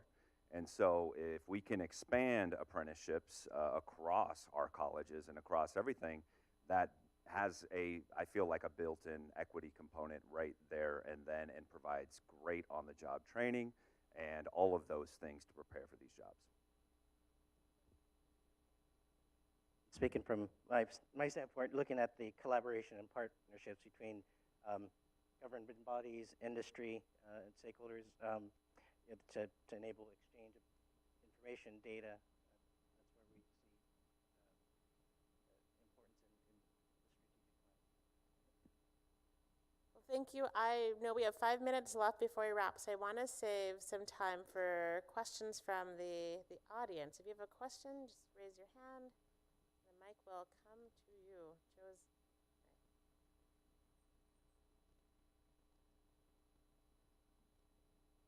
Hi, my name is Susan Angus. I'm Director of Commission on Voluntary Service and Action. We have a table outside for later. But my question is actually largely for the county. In 2018, our former mayor, Garcetti, made a big announcement that Los Angeles was going to support, promote, carry out the 2030 Sustainable Development Goals, the SDGs. I'm guessing most people have never heard of them because there was no further action taken after that. And my question, I'm coming to my question. In 2015, all 193 countries of the world who are members of the UN unanimously, after many years of debate, inclusion of millions of people around the world in the debate, formulated 17 goals. And they said, if we don't achieve these goals by 2030, we're not going to have a livable, sustainable world. And it's about climate, and it's about all the things you're talking about, which is great. But it's also about ending poverty. It's also about making sure everyone has access to health care, that people have affordable living places, that manufacturing production changes so that everything that this country produces doesn't end up in the big garbage heaps because we throw away everything, et cetera. It's a very comprehensive, they're all interrelated. And the slogan is, leave no one behind. So my question is this, what would hold the county back from picking up those 2030 Sustainable Development Goals and publicizing them and making them known and connecting what you all are doing to those goals? Because our government did promise they would do this, but then they buried it. No one's heard of it. And every country, almost every country in the rest of the world, is taking them very seriously. So I just want to raise that as a question, something to discuss. There's a lot more to say about it, but I'd like to make that connection because we're doing a whole nationwide campaign about it. Thank you very much. No, really, really great feedback and comments. And I think we might actually have some folks from the CSO's office with us this morning. Maybe not. They were going to join us today. But something that we can definitely take back to our CSO as part of her new role, right, is developing some of those strategies for us as a county. I do think that in California, the governor announced, right, that there was going to be some prioritization and linkages up to some of those international priorities. And I know that he has very lofty goals to help us achieve some of that work, right? We were just actually speaking about some of that, the zero emission goals and whatnot in the 2040s. And making sure that we're supporting some of the changing workforce needs, right? And we're being responsive on that front. But hear you on the interconnections of how it addresses things like poverty alleviation for our region and addressing the housing needs and housing shortages. And I do think that with some of the investments of these new offices that are being established across the county, and ensuring that the Chief Sustainability Office, right, is integrating some of the priorities across these different offices, right, there's a way for us to kind of build a collective strategy and something really helpful to think about and thinking it through that like climate justice lens. So helpful. When you're talking about raising awareness on it's a media-like responsibility. And when I was driving in, heard on the radio students from yesterday designing their game about combating the climate change and fighting off pollution or whatever. And it was, a small piece that made me aware of it, but then I bet those kids are going to leave here, talk to their parents, talk to their friends. We can't put it on them, but yeah, media playing it up would be huge. Thank you. And I see we're at 11:25. Joe, do we want to do? Well, okay. Hello, can you hear me? Okay. Dr. Michelle Yanez, and my company is called My Workforce Solutions, and we focus on green job training. This question is for Luke. Luke, I've reached out to you before, and I asked you to help me identify where are the green employers in the San Gabriel Valley. I hope you remember that. And that's when, you told me that it's very difficult, right, to know where are the green companies, because maybe they're not tagged, right? Because they cross over so many sectors. Do you think in the future there's going to be a way to actually place a tag on, what we consider green employers and industries? I would love to see that, because that is the question that all of us are facing is how do we quantify this? And I was joking that I wish it were as easy as wearing a green cardigan to say, well, this is a green job because I'm wearing a green. It's not that easy. Green employers, that's not a recognized industry, so standards need to be raised to identify those employers and make my job easier to quantify, but also that's why we use ONET's framework for occupations, because they do it in a logical way that takes these three different buckets. But for an employer to be recognized as green, I'm sure there's some set standards of, no carbon emissions and other things like that. So I am hopeful that would be on the way to help quantify all this. I also wanted to highlight careers.ca.gov. There's the Energy Commission hires interns to help promote and describe and discuss our energy code, and it's a remote work from home job. So I suggest you look at, or you can talk to me. I can send you a link for that. And our last question. Dr. Suzanne de Benedettis, Greenerway Associates. First of all, I want to commend the county. In 2019, our county, the 17 Sustainable Development Goals were published. And I know there's some work in the climate area because I've been involved in that. But what I'm going to recommend, one is change is happening so fast. So I can see why my colleague didn't know, because most people don't know either the SDGs or what the county is doing. And to give our high school and young people hope, I'm hoping, again, we've got to keep developing these new departments of education. The federal government has one on climate literacy, et cetera, to get into all the schools, to have, peer-to-peer, youth-to-youth, to get vested in all that Susan's group is doing, our group, et cetera. So that's one thing I want to commend and back up and encourage. The other is, what about green jobs from the ground up? Greenerway Associates is concerned about this, and we're addressing it in a minuscule way. But when there's food shortages, who gets it first? Low income, et cetera, et cetera. Where is the green sector that does urban agroecology? Not yet. We're pioneers. We'd like to work with you. We'd like to get workforce. We'd like to get reentry workforce starting in the camps. There's one in Valencia, actually. So much is happening so fast. I want to commend and thank everyone, but we need to look at bringing urban agroecology. The last time there were standards, when I researched it, was in 1955. Then it became ROPE, Regional Occupational Programs. And I can't find any standards. I'm a retired educator. I would like to work on that so that people can earn with dignity, because the rich are already doing all the retrofits. Everybody needs what we're going to need to do to adapt, and we have a huge workforce that we can tap into by collaborating. So thank you for hosting this, and all of us have to keep on keeping on, finding out in our own ways what we can do to move this forward. Thank you.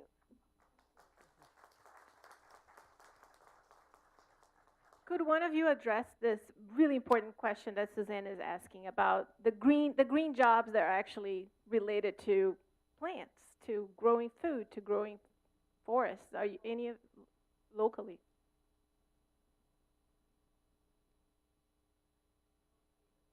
Grant opportunities that we as a county have applied to.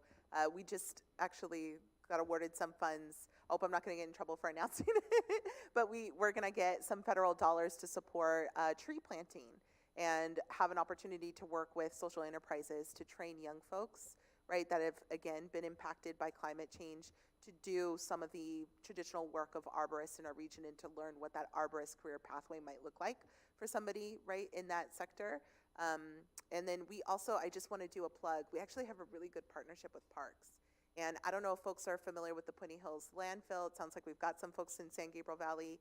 It has been a landfill that's been around for decades, but slowly they've started to make it safe, that space safe for a future park. And so we have actually brought in youth through our Youth at Work program, paid them to learn what it means to build a park on top of a landfill, right? So they're getting that exposure to what it means to ensure that the ground is safe, with partners in the different county departments that do and lead that work for our parks department. But they're also learning about park design and landscape and learning about some of the job opportunities in that space through an architecture firm called Studio MLA that does phenomenal work in this space. And they've built out curriculum for our youth too. So we're thinking more innovatively about how we kind of bring partners together for projects like that so that they can get exposure in these types of jobs, because I totally understand it and hear you that this needs to be a priority of our system and that we need to go after those dollars to invest in our communities in this space too.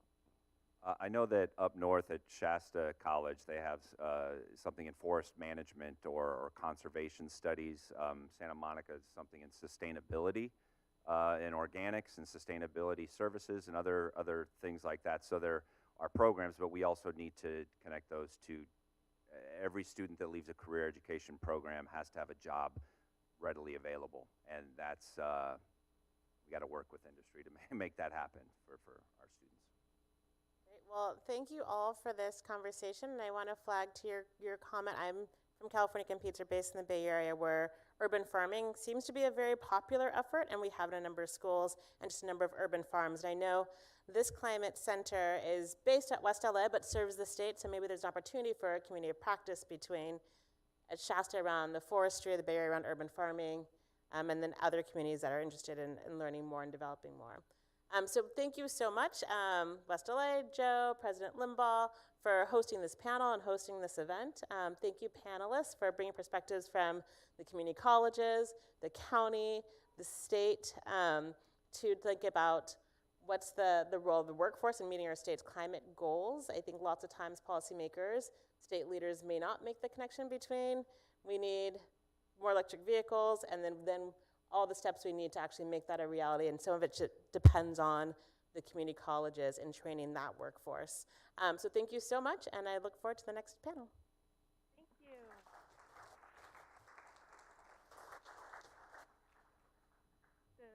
Just transition.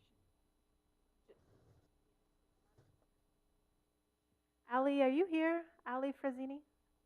Oh, there you go.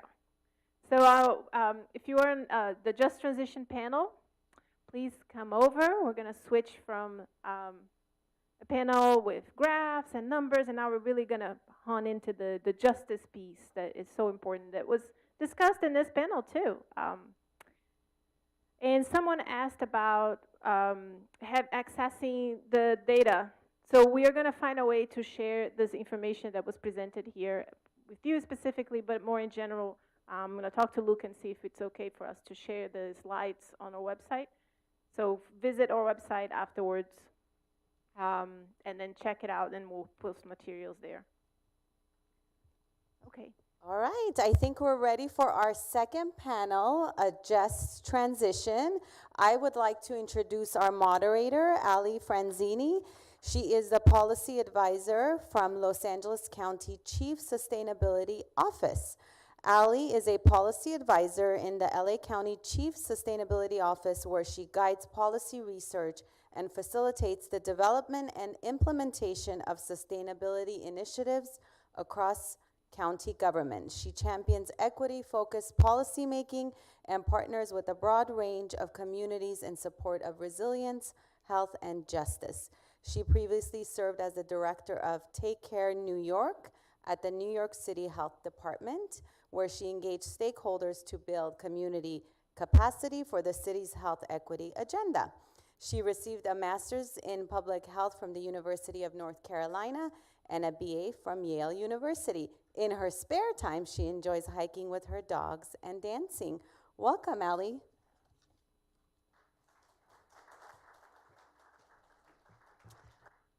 Good afternoon. Thank you, everybody, for joining today and your interest in this panel. And I did hear the questions that were posed to the county related to our sustainability work in the last panel, and just want to say thank you, Christina, for taking those. I was just in the middle of getting myself organized. So excited for this next panel, and want to make sure that we have everybody with us who we're expecting. Maybe one more. Anthony Barunda. Perfect. Great. While Anthony's coming up to the stage, I will just sort of frame up this panel by saying, you know, there could be multiple pathways for getting into the types of careers that you heard about in the previous panel and earlier today, but not all pathways are necessarily equally accessible. And so to ensure that our blue and green economy of the future is equitable, we need to make sure that those careers are accessible for communities and people that have historically been excluded or left behind. So this panel will be focused specifically on the concept of work-based learning and how that can help us sort of achieve that equitable economy.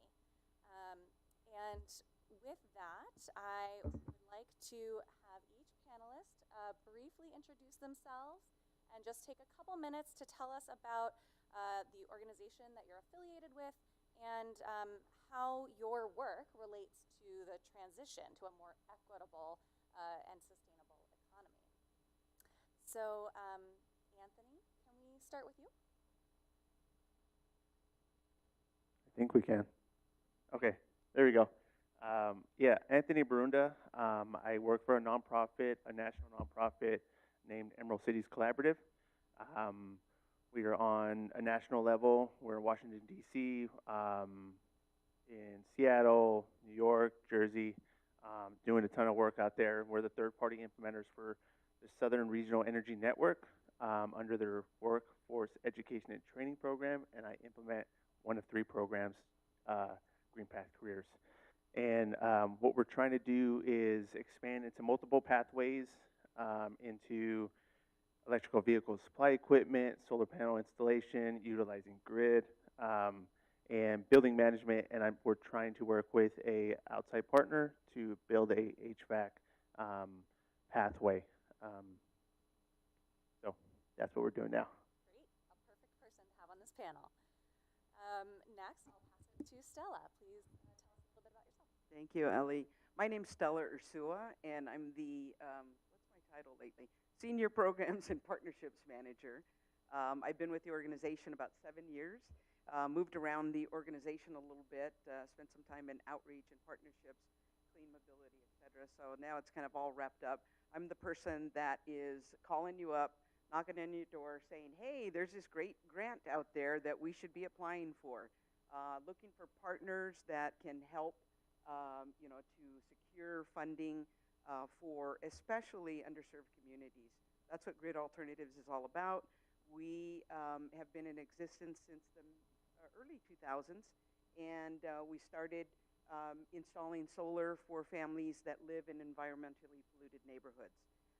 We have installed about 2,500 systems across LA County. We also work in Orange and Ventura counties as well. The neat thing about our company, though, is that we train individuals from these same communities that are looking to enter into the solar industry, for example. And so we're really proud about that. We've trained thousands and thousands of community members, and we're able to place between 65, 80 or so trainees on a yearly basis. And so they start with us, they move on to other companies, or they come back to us as Solar Corps fellows. So we're really proud of the model that we have. And, we are seriously looking at how we transition more and more folks to these types of careers. So, thank you. Great, thank you, Stella. And just want to do a quick check. Is everybody able to hear the panelists okay, or would it help if they held the mic a little closer to their face? Okay, perfect, great. So next I'll pass it to Tiffany.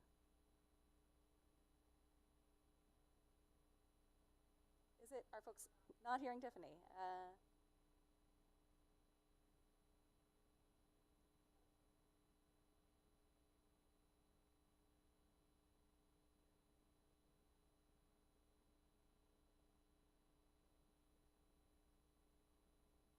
Hello? Okay, obviously I don't work in technology. My name is Tiffany Miller. I'm the Dean of Apprenticeships at West Los Angeles College. You know about West Los Angeles College because you're here, but we're a Hispanic serving institution and a minority serving institution. We're open access, so any student in the state of California can take classes here just like the other community colleges. Some of the programs that I'll highlight today is we actually are a leader in the space of apprenticeships. We have a very large dental assisting apprenticeship program, which enables people from all over LA County without any experience in the dental industry. They get hired by employers, and then they take the courses with us online and in person, so hybrid, to become registered dental assistants. So they get hired first, and then they take the courses with us at the same time, so the employers win because they need people with employability skills, and then the employees win because they get promoted just by taking the classes with us, so they have career advancement built in the day they are hired. So we have that apprenticeship program. We also have an early childhood educator program where same exact model. We take LA County residents who have no experience teaching in preschool. We offer the classes required by the state to become an assistant teacher, an associate preschool teacher, and then a lead preschool teacher. So they work and go to classes at the same time, and the more classes they take, they get to move up in those career pathways that I just mentioned. And then our other large apprenticeship program is we have an aircraft mechanic and aircraft mechanic assembler, which we work with aerospace companies and airlines to examine their qualification requirements and hire our students before they become licensed A&P mechanics, which allows them to get their foot in the door before they are licensed, which is key for them to have career advancement early. And we're talking more about today. We're excited to move into the green space. Awesome. Well, all of the careers that all three of you have described sound pretty fun, and I'm considering a career switch. So next, let's talk a little bit, and Tiffany, I'll start with you again, about why are work-based learning opportunities important for equity? How does work-based learning support equitable access to these careers? Great. So I think I'll start. Raise your hand if you've ever applied to a job. Okay, so a lot of people. And you're looking at the job description and you're reading the minimum qualifications, and it asks for 5 years of experience, or it asks for a bachelor's degree, or it asks for some sort of certification that you don't have, but you know you'd be excellent at the job, and with the right support and training, you could be excellent. And so that's really where work-based learning comes in, is to close that gap so we're not excluding people that don't meet those minimum qualifications so they can get their foot in the door to these good jobs. And so when I say work-based learning, I'm talking about apprenticeship, job shadowing, mentorship, anything that connects students with industry earlier than waiting until after they're certified or after they have their degree. And so that allows them to bypass 10 years of experience. If they can get their foot in the door, they're able to make positive relationships with employers, which allows networking, connections in the industry, which we all know is essential to moving around in the industry and being promoted. So that's the social capital. They're also building positive relationships with people in the industry to allow them to get the mentorship and support and guidance they need to understand, this is my position now, what could my position be 5 to 10 years from now? And when you have a work-based learning program in partnership with a training program, you really get the structured support needed to be successful in a work-based learning opportunity. And so why work-based learning and climate change? My colleague Luke kind of talked about it. I don't see, oh, there he is, green sweater. The industry is going to be big, and we don't want diverse students to be excluded from it. We want them to have opportunities just like everybody else. And so in order to do that, since some of our students and some people in LA County may not have master's degrees or PhD degrees, there are other ways to get involved. And so work-based learning has been a proven strategy to help individuals have access to high-paying jobs. Great, thank you so much. Anthony, is there anything you'd like to add about why work-based learning opportunities are valuable? Yeah, I would. I just want to say, when I've been applying to job, I'm always qualified for the job. So what we're doing here at Green Path Careers is we're trying to organize a focus group next month so that we can connect with employers and find what they're looking for, so we can fill in those gaps of when I am looking at a qualification and role responsibilities list, we can fill those spots for our participants, as well as what we're trying to do is also connect with employers so that we can advocate for our participants, understanding that our participants may not be fully 100% qualified, but you have a connection with the employer and Green Path Careers, and saying, hey, he may not be qualified, but he's intuitive, he's intelligent, he's committed, because I believe anybody is qualified for any job if given an opportunity. So it's our job as a workforce development program is to be that person, to be that light for that person. Great, thanks so much. And I think you started to touch on this a little bit, but our next question is really around how can educators, training providers, and employers expand the training pathways that include work-based learning? Maybe those focus groups are an example of how you can sort of identify additional opportunities. Are there other examples you would sort of point to as ways to expand work-based learning? Yeah. what we can do is just kind of continue to, or I can continue to attend these events so that I can better understand what's out there and better connect with training providers, adding that into our program, not being just narrow in our pathways and being and expanding and say, hey, this can be added on, this can add on, and just better be suited for it. Yeah, thank you. And Stella, how about any sort of strategies that Grid is using to Sure. kind of expand those pathways? Absolutely, Ellie. You know, one of the things that we just started was a task force to look at how we can come together to create a worker-focused program. Sorry about that. I'll keep putting this down. A worker-focused career development program. And so I think I have about 6 or so task force members out here in the audience. We're all putting our heads together thinking about how we can work with community colleges, workforce centers, nonprofits, who am I missing here? Academia, right? And so we're saying, because like for us, Grid Alternatives will do a couple of programs, right, to get folks out there in the field, installing solar, et cetera, right? But what's next? So we know for our organization, it's multifamily affordable housing besides residential solar. But on top of that, it's creating resilient centers. It's learning about battery storage and about installing those charging stations, right? So how do we put a program together that can, perhaps start here at West LA College, but as well, there'll be hands-on training with Grid Alternatives. And then my Workforce Solutions is helping with other types of programs like e-bike technician type of programs, right? And so I think we're making some headway. We've probably got about a dozen or so organizations that are part of this task force. We're just starting. The LA DOE is also part of it.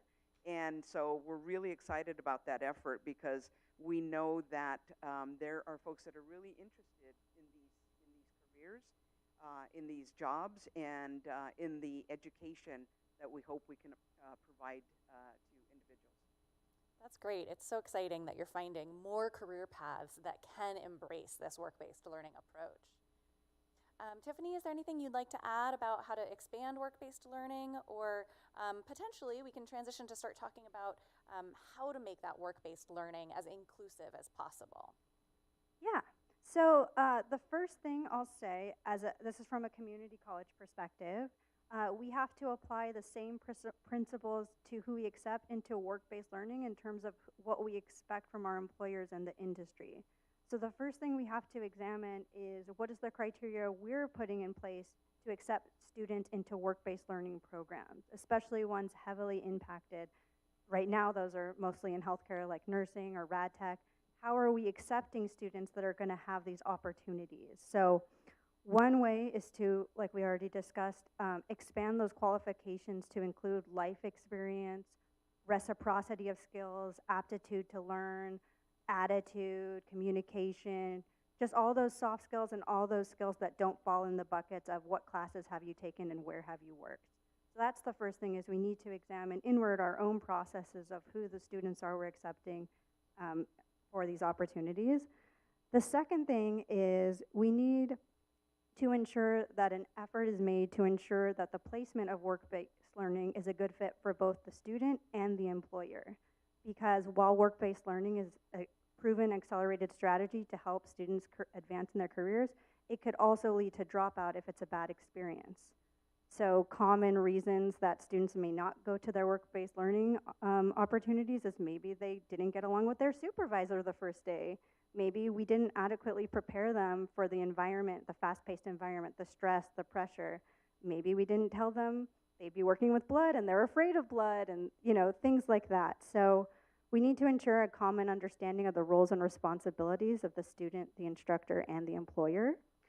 We also want to provide structured training programs that when they're doing their work-based learning, it includes assessment, support, and feedback throughout the experience. So if anyone has an issue, we're there to support them and work through it so that they can build the confidence needed to problem solve, and that's a reciprocity of skill set that can directly be applied to the work, how to problem solve when there's an issue. Establish a process for mediating conflicts. We're people, we're working with people, people can have issues. That's any industry, any sector, any job. So we want to make sure that we're teaching that. So that goes into encouraging communication. We also want students to feel valued in their work-based learning. So when any compensation or college credit is appropriate and accessible, we definitely want to include it so that the students can feel valued. Yeah, I think that's good. That's great, thank you. And Anthony, I'm curious if you have any examples of how you have made work-based learning opportunities inclusive, such as by sort of preparing the students or the workers in ways that sort of go beyond the traditional classroom approach or traditional training. I feel my approach has been exposure, exposure to every program that's available out there that I know of. Not being a personal gatekeeper, you know, when I know when I get an email, I fire it off. I'm just like, hey, it may not work for me, it may not work for you, but it may work for somebody.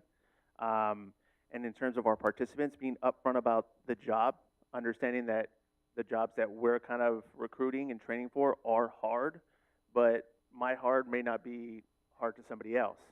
Being upfront about the job pay scale, understand what the roles and responsibilities are, allowing them to be the decider of what they want to do, getting more participants more skilled and qualified to break down any barrier, making them so qualified for a position that the employer can't but take them as an employee. That's great, thank you. Well, Stella, I think I'll pass it to you next, and then get ready. I think we do have time for maybe 1 or 2 questions for the audience, so start thinking about what questions you might want to ask the panelists. Same question, right? Yeah, thank you. So I think for us, we are seeking out those employers that that are looking for future employees, right? But we're also looking at new industries. Like we partnered with a organization called Zeem Solutions, and they are launching the first charging hubs for medium duty and heavy duty trucks. This was not our forte, this was not our lane, right? But we saw that there was a huge opportunity there because our folks are learning about solar, right? There are going to be opportunities for projects that involve solar, battery storage, charging stations, et cetera. So we want to give our folks a leg up so that they start to learn about these things. And so with this partner, we are already including, or we're also sending our trainees over to interview with organizations like them. We also work with a lot of folks that are reentry individuals, veterans, youth at risk, women, folks that are just looking for a new career. And so we try to make sure that anytime we're looking for new opportunities, that we're thinking about those individuals. We're trying to make sure that we have the programs and the services, the wraparound services that are going to support these individuals through their training process. So I think that's the way in which we include folks that have been historically underrepresented, for these types of jobs. That's great, thank you. So now I'll open it up to the audience, and I see a question over there. Do we have? We have microphones here, so if you have a question, raise your hand. I'm going to go to this side first and then to the other. And if we can try to ask questions related to this panel, we're going to have one more about internships later. But workforce development and justice. So there has been talk about good jobs, which essentially means jobs which allow individuals to be economically self-sufficient. So what I want to know is, what initiatives are you taking to identify these good jobs and ensuring individuals can be economically self-sufficient in today's economy? That's a great question. Does anyone want to volunteer to take the first stab at it? Sure, I understood that question though. Could you repeat the question? Could you restate the question? One more time. Yes, so there has been talk about good jobs, and essentially what that means is jobs that allow individuals to be economically self-sufficient. So what I'm curious about is the initiatives that you're taking to identify these good jobs so you can ensure that individuals are getting jobs where they can be economically self-sufficient in this climate. I can go ahead and start if that's okay. So what we're trying to do is make sure that we are educating folks, training folks about the solar industry, about solar related jobs. We're working with a number of organizations, for-profit companies that are typically looking for our trainees because they know that we have a really good program. It's a 13-week training program. There's hands-on training, there's classroom training. We have someone come in and talk about the theory of solar. So we're connecting folks to those types of jobs, typically between $19 to $21 an hour to start. It's a decent starting wage, but we know that with additional training, with additional certifications, that these individuals will eventually make $25, $30 an hour. If they go into the design area, they're going to make even more than that. So that's one way as well. We're trying to partner with local unions to see if we can connect our folks to their apprenticeships. And we're hoping that we can create pre-apprenticeships as well. All of those typically are good opportunities for our trainees. Great, thank you. Anthony?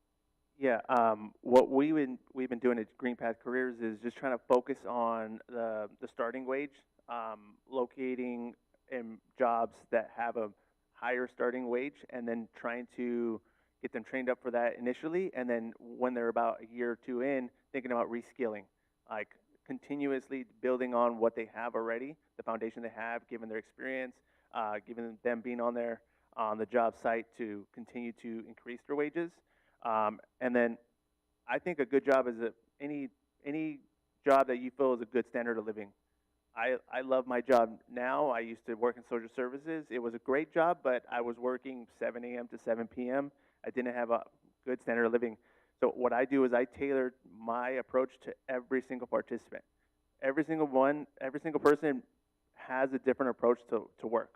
They may want to work 40, 60, 70, 80 hours. Like maybe a construction guy does want to work 80 hours, but maybe somebody wants to work 30.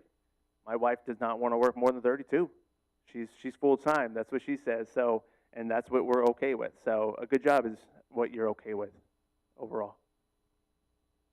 And I'll add for California community colleges, anytime we propose a program, we're required to get labor market data. For my region, you get it from Luke. But any centers of excellence, and then the data shows, is this a living wage? Is it projected to grow? And other various points that qualify to the quote-unquote good job. And if it doesn't meet those criteria, we're not allowed to start a program. If it does meet those criteria, we have to justify not only the data says it, but we also have to have an advisory board of employers locally that say, yes, we need this position locally. Great, thank you so much. So I believe we may have reached our time limit. Am I getting a signal from the back that I can take one more? Okay, one more. Hi, hopefully this will be not a huge topic, but I'm Angela. I'm the Workforce Development Organizer at LANE, the LA Alliance for a New Economy. In my work, I've talked to apprenticeship coordinators all over Southern California, and one of the concerns that some of them express is that young people today don't really want to work in as an electrician or as a plumber, and there might be a culture shift that's needed. Even though these are good jobs, they're not considered dignified or desirable by a lot of young people today. So my question is, what do you think can be done to create this culture shift? So I'll try to restate that question. Angela, if you could just nod your head if I get it right. I think just because it was a little hard to hear. The question was that how to make careers like an electrician or maybe other trade careers sort of more appealing to what, Gen Z, younger generations that may not see them as the most exciting option. Did I get that right? Okay. I think being facetious, we could start a TikTok on every one of them. But I think just approaching it and explaining to them or explaining to the participant that they may be interested in grid, GPC, or the other partners here that it may be tough, it may not be desirable, but it's a good paying job. We just have to continue to shift the idea of what is a nice job. I was explaining to a couple of the people out there that I worked at Burbank behind a desk, and I was saving animals from animal medical testing, and I quit that job in 6 months because I hated being behind a desk looking outside at the Burbank Mountains every single day on a 75-degree weather. I would tell them I would not go into an office job, but explaining to them, like, I love being in outdoors, and just you need to find your passion. It may not be desirable, but just be open-minded and accepting that other people might feel that's fit for them. Thank you for the question, first off, and I agree with Anthony that we have to find those hot buttons, right? What do students and individuals that are looking at these careers, what is going to really excite them? There's a video out there, if you have a chance, it's called Electricians Will Save the World. I don't know if you've seen that, and it's a bunch of little kids talking about becoming electricians. Things like that really excite people, right? And so we have to find ways to just promote that way. I used to do back in 2009. I put together a workshop called "What the Heck is a Green Collar Job?" I was barely learning about green collar jobs, right? But it was for veterans that were coming back from Iraq, Afghanistan. And so we started to look for green industries, green jobs, green training.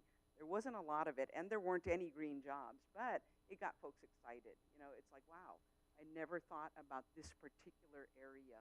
So we have to create media like that, create opportunities for folks to learn about these different careers that will help their communities as well, right? Because we have a lot of folks that are hurting out there right now, that are really struggling, and we have to show them that they can be part of the answer.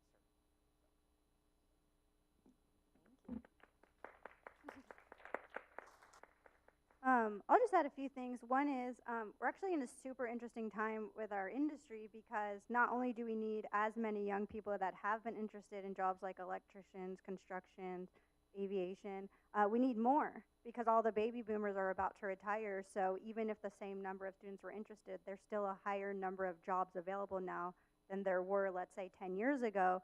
So it's going to keep widening that we need more and more young people interested in these careers. I would like to echo what my colleague said, and I think the earlier we can get people excited, the better, because, little kids for a long time are very interested in being mail people or librarians or construction workers, and then it just shifts in their brain at some point, oh no, I don't want to do that. So I know from a college perspective, we're trying to do dual enrollment in middle schools. We're trying to do career days, bringing elementary schools, middle schoolers, and then of course dual enrollment in high school. Having students have those hands-on experience early to let them know, oh, I like working with my hands. Oh, I can also make a lot of money. Sounds great. Sign me up. Fantastic. Well, with that, I think we can go ahead and close out the panel. Thank you so much, Tiffany, Stella, and Anthony. It's been really wonderful hearing you. And thank you to West LA College. Okay, so I'm going to call Andrea Abrego, Andrea Rodriguez Blanco, Marietta Zuninga, and Norma. Oh,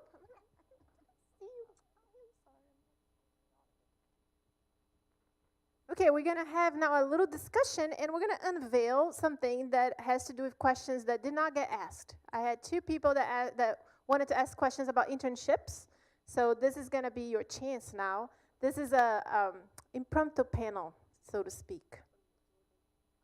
Jordan? Jordan, are you in the house? Come over. Come over.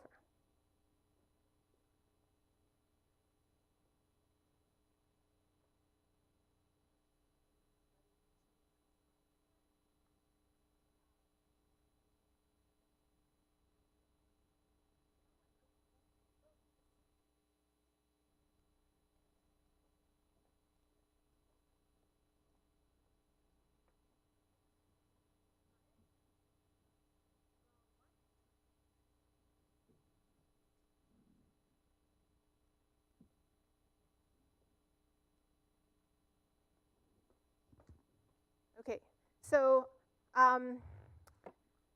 we are in the process of creating an internship database that is to answer some of the questions that we are discussing here today, or at least to start organizing the information. And we're not the only group doing that. Big shout out to Lacey here, working right now on a similar type of approach, and we're hoping to collaborate, so we're not like, working on the same thing in two different places. But the idea is to have a hub, a place that everyone who's interested in a career that has to do with climate change, that has to do with climate solutions, what we've been calling this green and blue occupations, that you have a place to go and figure out, how do I get this job? What kind of training do I need? And what are the prospects for those good jobs? Once I go through the process of training myself and going through the internships, will I get the good paying job that gives me the stability, benefits? Is this a unionized job, right? All these questions are important for us to be answering before we start investing so much of ourselves into this path. Of course, we had our keynote speaker talking about the importance of supporting students while they're here so that they can go through this process of exploration. So our internship database will also be created with that in mind, to help students find the resources so that they can be supported to explore these possibilities while they're here in a community college. Some of you, community college students, will go through this exploration and decide that you want to continue on with education, like our keynote speaker did, right? Transferred out to a four-year institution, got a degree, master's, PhD, like that kind of career path. And some others might decide to go directly into the workforce, which is what the two panels that just discussed, that kind of different pathway, yeah? And so the internship database will be a place for people to figure out their pathways specifically for climate careers. I don't know about you all, but I'm pretty excited about that. So I want to announce that we recently hired a coordinator for the database, Andrea Rodriguez Blanco, sitting right here. If you can please join me in a round of applause. And I'm going to ask Andrea to introduce herself, but I just want to say this was so amazing to be able to come into this job as director. I just started in the summer, a few months ago, and then finding out that there was so much already happening here and much being done at the Career Center that Andrea directs. And so we are seeing all these partners that you heard about. Everyone is, working really hard to answer these questions, and I'm going to invite all of you to participate in this process. We heard Suzanne talk about urban agroecology, right? This is a field that, as you heard, we need to identify where the jobs are. Where are the jobs? Because there's no point in us training you all to become really good at something that then we cannot place you in those jobs afterwards, right? So the work has to be done in both ends. We need to know what's needed to solve the climate crisis, right? And we know, because we heard our keynote speaker, he explained to us what are some of these things that we need to work on. Transportation, right? We have all these sources of emission, the sources of electricity, and also reducing emissions through planting of trees, through restoring habitat. But then we also need to have the end point of that process. Does that make sense to you all? Is that a good summary of what we covered so far? Okay. So now, what I have the pleasure to do is ask people who have gone through internship experiences to share with us how is it that modify their path, their own experience. How did that change where they, tell a little bit about your stories. And I'm going to ask Pat to start by introducing yourself. So Andrea, if you would introduce yourself first, and then we'll move on. Hello. Okay. Hello, everyone. My name is Andrea Rodriguez Blanco, and I'm currently the director of the Career Center. I've been the director since 2019 when I was tasked with the project of creating a career center because we didn't have one. Um, I'm also a product of West LA College, graduated here, transferred to Cal State LA, and it's been 12 great years here at West in various positions. I'm also a faculty and the work experience coordinator, and also now the internships database coordinator for the Climate Change Center. And I look forward to working with many of you here and developing or enhancing many of the internship opportunities for students.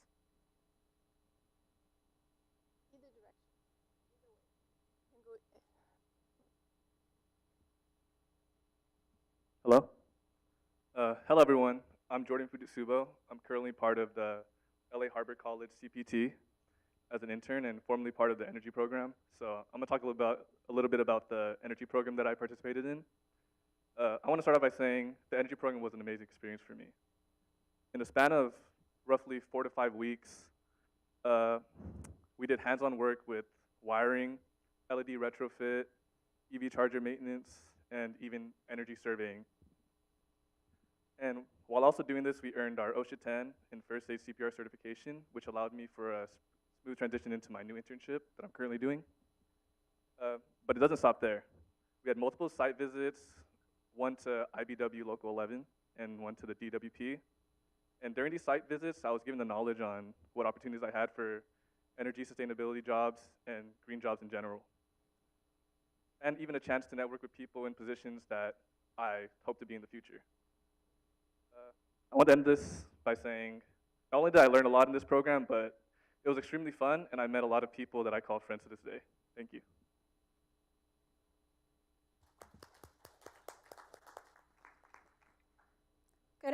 Good afternoon, everyone. My name is Norma Karner, and I am a recent graduate of West LA College. I am also a former student worker at the Career Center. I have recently transferred to Cal State Long Beach, and I am currently a project engineer for the West LA College CPT, the college project team. So I am currently working on all of the fabulous renovations going on all over campus that have to do with upgrading technology, bringing more sustainability and zero emissions to the campus. And I am very happy and proud to be doing that for a campus that has given me so much.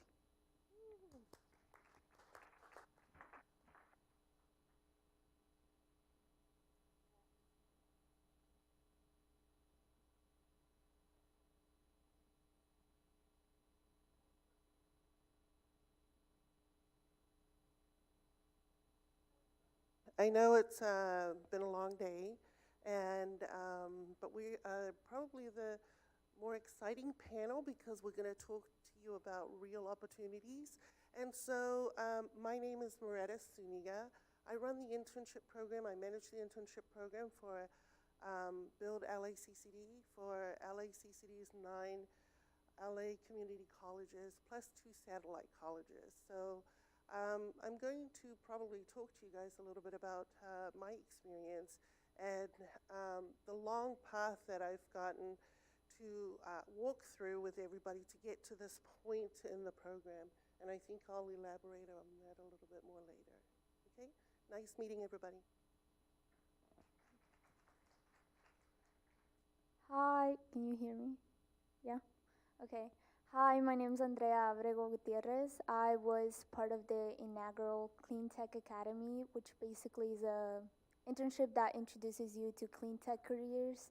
And that got me placed into an environmental service internship. And then I like to say people that I'm very passionate about environmentalism and the intersectionality with it. Thank you all for being here. And Angela, you still here? Did Angela step up? Angela, here we are. 2 people that we could interview. So if you are interested in marketing, communication, making videos, come talk to us. That's a green job now. I just made it. You can wear the green sweater that Luke can tell us where he's getting that, all that green, yeah. And, or a green dress. And then you will be a green worker because you're making videos to tell the stories of young people who are pursuing education to get those professions that perhaps are not seen as hip, right, by youth. How can we make those traditional quote-unquote green jobs, such as electrician, more appealing. Well, here we have examples of young people who have gone through the training and who are excited about careers in those fields, right?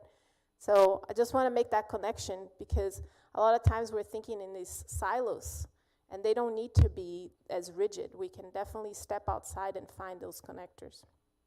All right, so my first question for you, and I guess I'll position first to Marita, and then we'll get comments from others, is why is it important for community college, businesses, public, and nonprofit organizations to offer and support green internships? You know, we talk about the word green all the time because it's talked about in industry. In the construction industry, we know that it's coming, all these new green jobs, but nobody really knows and understands what they are. We talked a little bit about it here, but what you guys don't realize is these jobs have been around for a long time, right? We just don't know about it, and we don't know how to tie it in.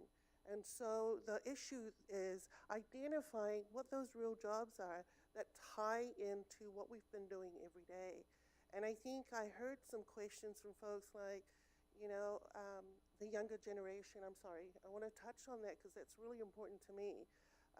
You know, the younger generation, we can try to mold them into what we want them to be, but they're going to be what they want to be, and that's what we want for them. And so one of the things that I've, you know, worked with the students on is find what your passion is.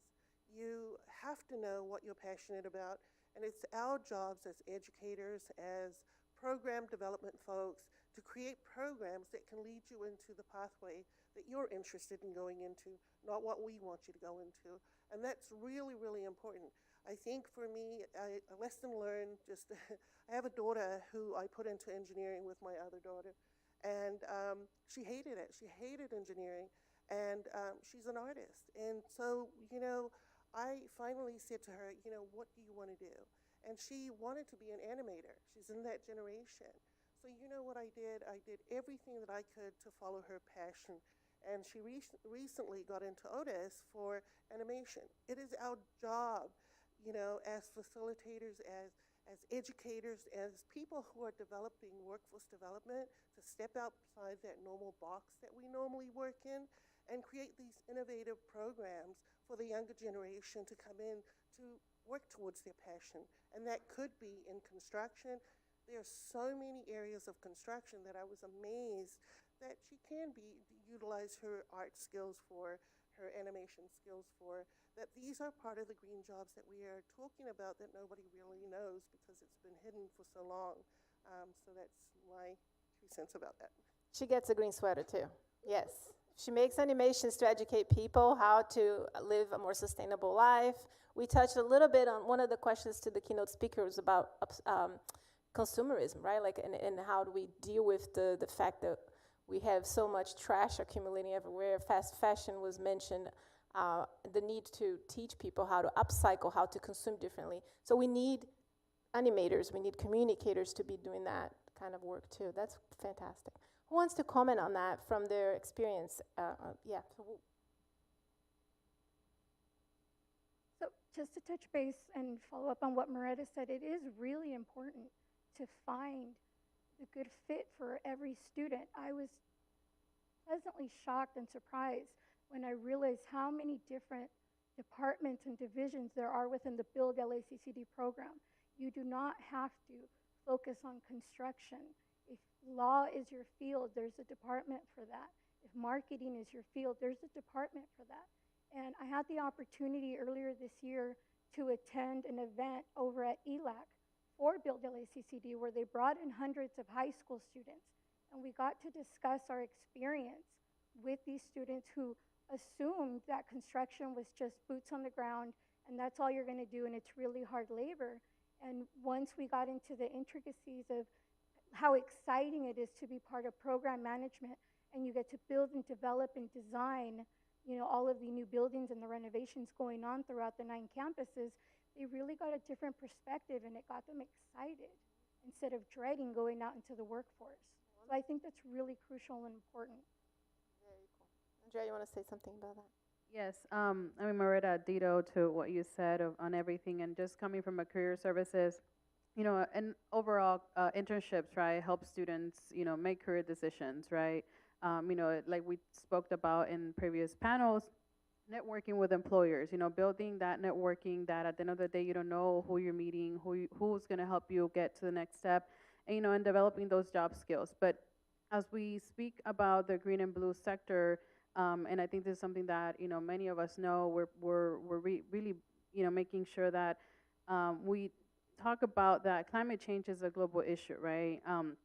An issue of equity and social justice. And so creating or enhancing, those green and blue internships, right? It will be really, really important because a lot of students want to be part of the change.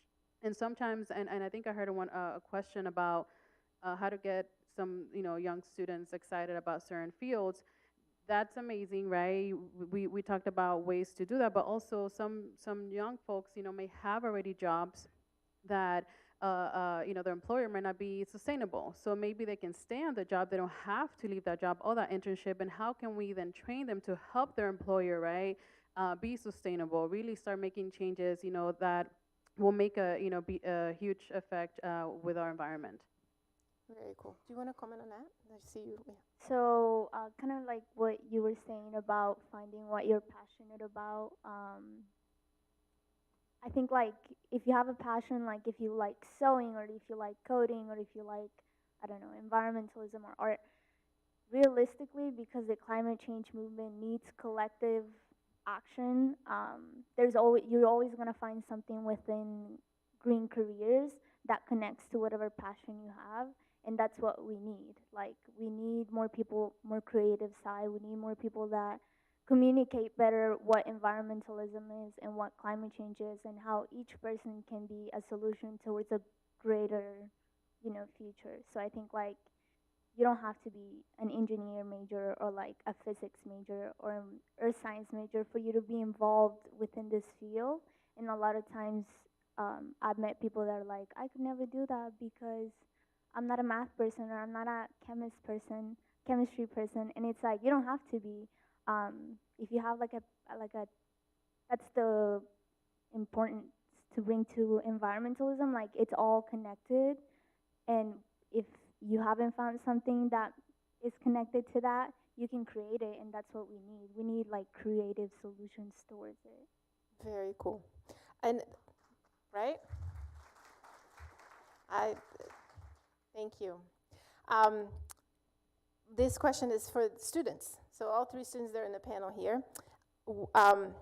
What elements in your experience make an internship experience successful? In your own experience, and maybe drawing from other people that you know might have tried internships without naming names, but what are the elements that you've noticed that made your experience better than maybe some peers of yours or other experience that you might have had in the past? Does that make sense, my question? Yeah. Do you want to start? Because you this side there.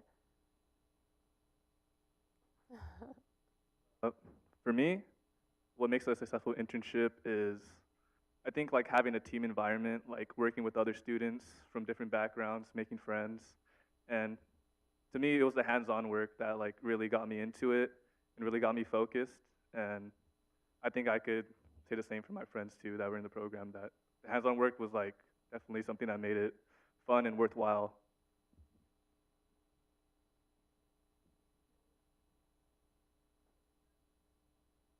My experience has actually been a really positive one. From the very beginning of joining the internship, I felt completely supported by the director of the program. Anything that I needed, any kind of questions or concerns that I have, Moretta was always there. And she assigned me to a team that is incredible. The team here at West LA has been very welcoming. They are very invested in making sure that I am prepared to join the team. It has been a very immersive experience.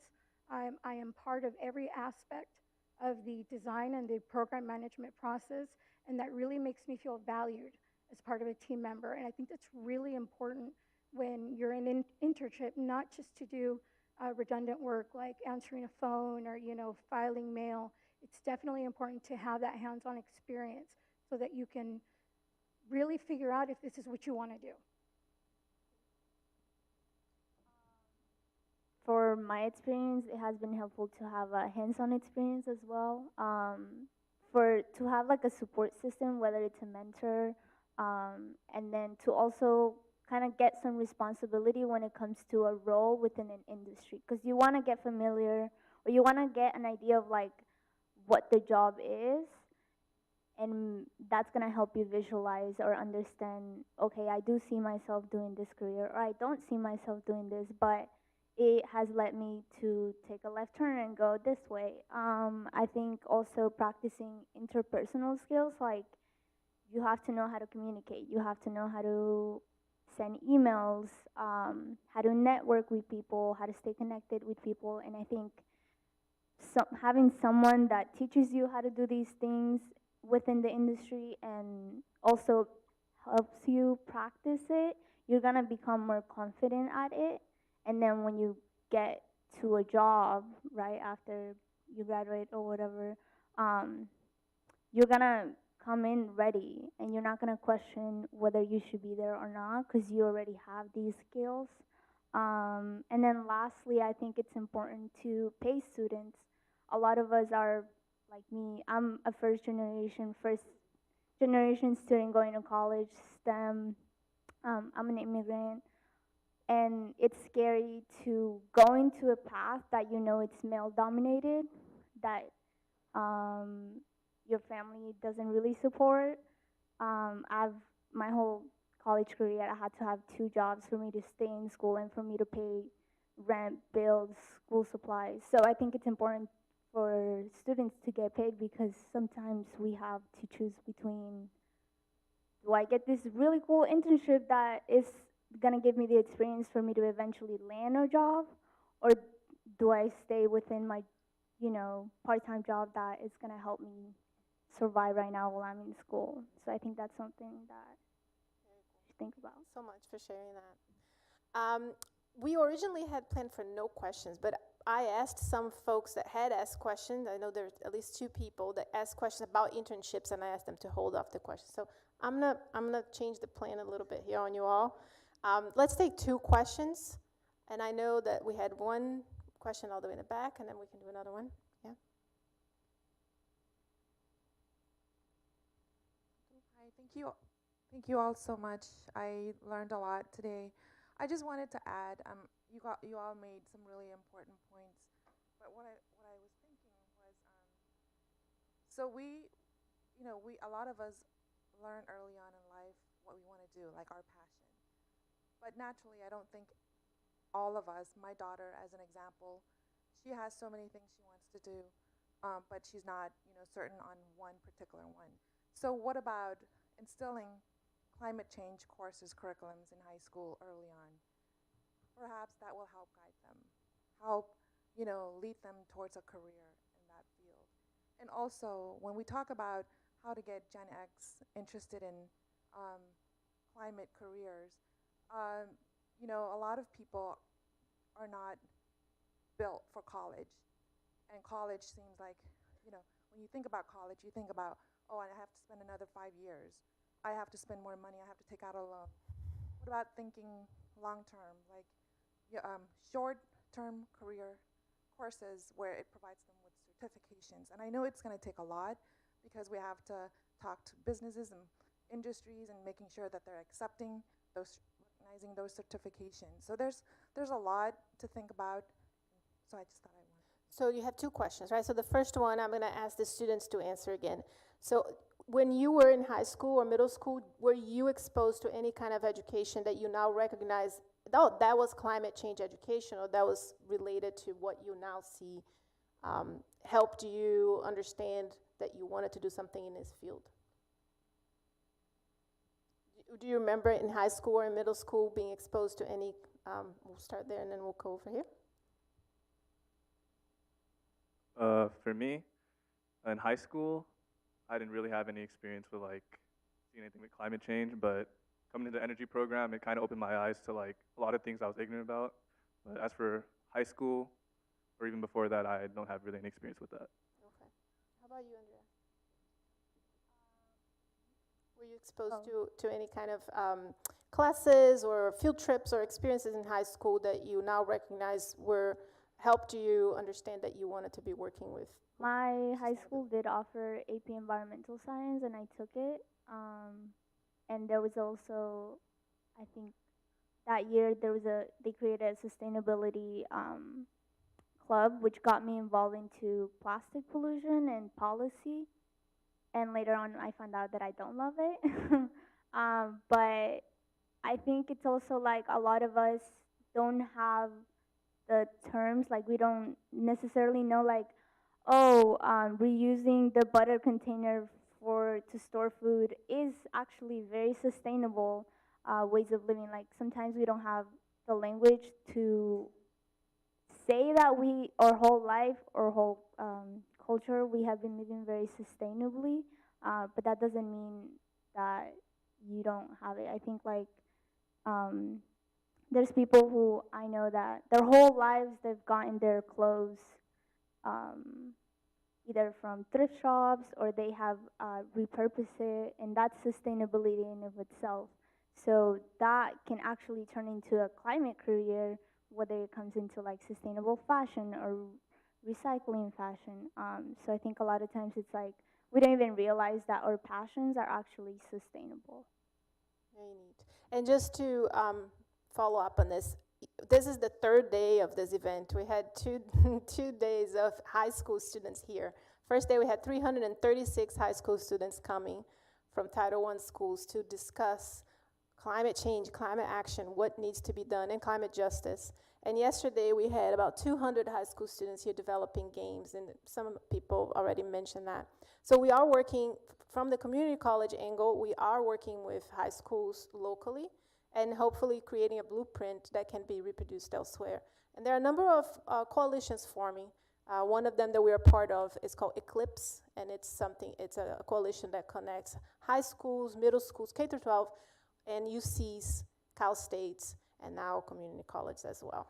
So lots of initiatives that are growing now and that we can learn from. Can I just piggyback of on that, course. if you don't mind? Yeah. I absolutely agree with this young lady that, in 8th grade, you think that the kids are not ready. They have to be ready because by the time you go to high school, they should know what they want to do. If we haven't prepared them early enough, it becomes an issue. And so, there are so many great magnet schools and specialty schools that are high schools that a lot of people don't even know about that can focus in these areas. But because you don't get told, and certain parents in the community, a lot of us, you have to remember that a lot of the parents of these students that are coming to the community colleges, they've never gone into education. They're not educated. These kids are guiding themselves, right? So a lot of these parents don't know about these pathways. And so we have to do a better job of educating them and their parents a lot earlier so that there's a pathway for them by the time they go into a high school. There are specialty high schools out there that nobody even knows about until you know somebody, right? You know somebody, they save you a spot. I remember, a lot of folks that didn't even know there was an engineering high school. Well, why is it that, folks that are in Redondo Beach and Manhattan Beach and some of the other areas, they know about this, but the folks that are in South LA, they don't know about it. And so it's our job to create pathways, and to do that, we have to educate people on how to get there. And early education is really important, but I want to touch on internships is, to me, the number one thing that we should look at for every industry sector. Because how is an employer going to just hire a person without getting to know them? The internship program allows businesses to get to know the candidates and provides us with the opportunities to teach the etiquette issues that a lot of the students don't have, the pathways of how to get there, how to work as a professional. So the internship programs is what actually helps a lot of students to get to that career job opportunity without, being measured because they don't have a degree, because they don't they're still going to school. And so the internship program has been successful for us, and this is why I'm here, is to advocate for that, because we need more real internship programs that lead into real careers that our students are interested in. So Thank you so much. Thank you. That's like exactly what we want to do. One quick question. Is it a question or a comment? Question? Okay. Hi, my name is Karen Bragg, and I'm an architect, and I've been working as a sustainability consultant for about 8 years, so that's kind of the space I'm coming from. My question has to do with how to best connect like small employers, small companies, so that they can take in interns. In my experience, small companies are like one of the best places to learn when you're young, because you're exposed to maybe all aspects of the business. And the places I have worked in the past couldn't, like a small company of 6 to 12 people maybe can't afford to take in an intern. I think interns should be paid. So maybe this question is directed toward the internship database, and maybe even the past panel, like is there money coming within the IRA that can help support education and internships, and how might small businesses become aware of that and be able to connect with that? So I'm just going to, so are there resources such as the monies coming from RA, for example, that can be used to increase the number of internships that serve small businesses? Is that the question? Yes, because that's a great place for interns to learn. Perfect, yes. Andrea, do you want to comment on that? Yeah, I can, I know that there's funding and resources available right now at the campus level, right, and I think throughout, the state, but I can speak on West and the Career Center. We have funding available where we can, place students, right, in those small businesses. So I think that as part of my job, as a as a coordinator for the database, is making those connections, right, making those businesses aware, because there's some that we may have already connections. We can just let them know this is the eligibility, this is how it goes.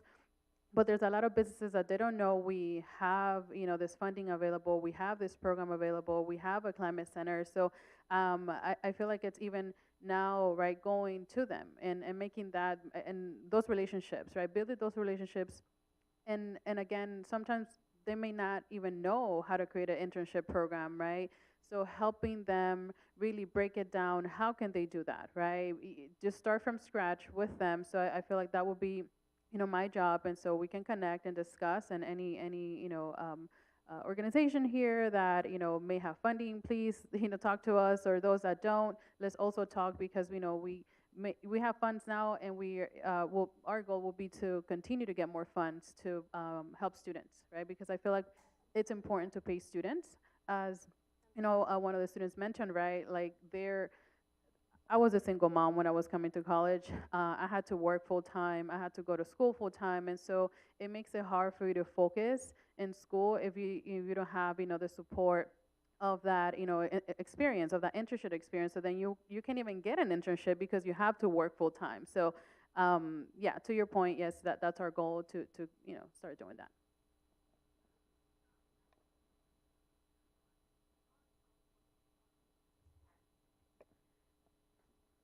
No, not necessarily.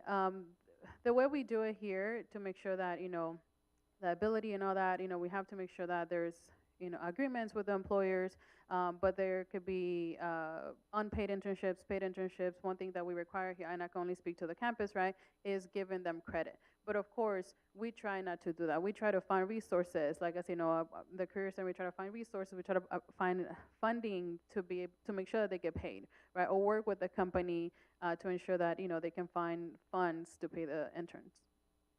One of the greatest things about Build LACCD, we worked it into the policy, and all of our interns are paid. And so we make it as part of the contractors that are performing work on our campuses, that they sponsor an intern once they reach a certain billing threshold. And that's really important, because it's a commitment to keep a sustainable program together that's ongoing. When I started the program, there was no paid internship. I remembered getting somebody saying, "Congratulations, Moretta, you got the internship program, and by the way, there's no money." Well, you know, I'm known in the system as the guru of spending other people's money, so that's exactly what I did.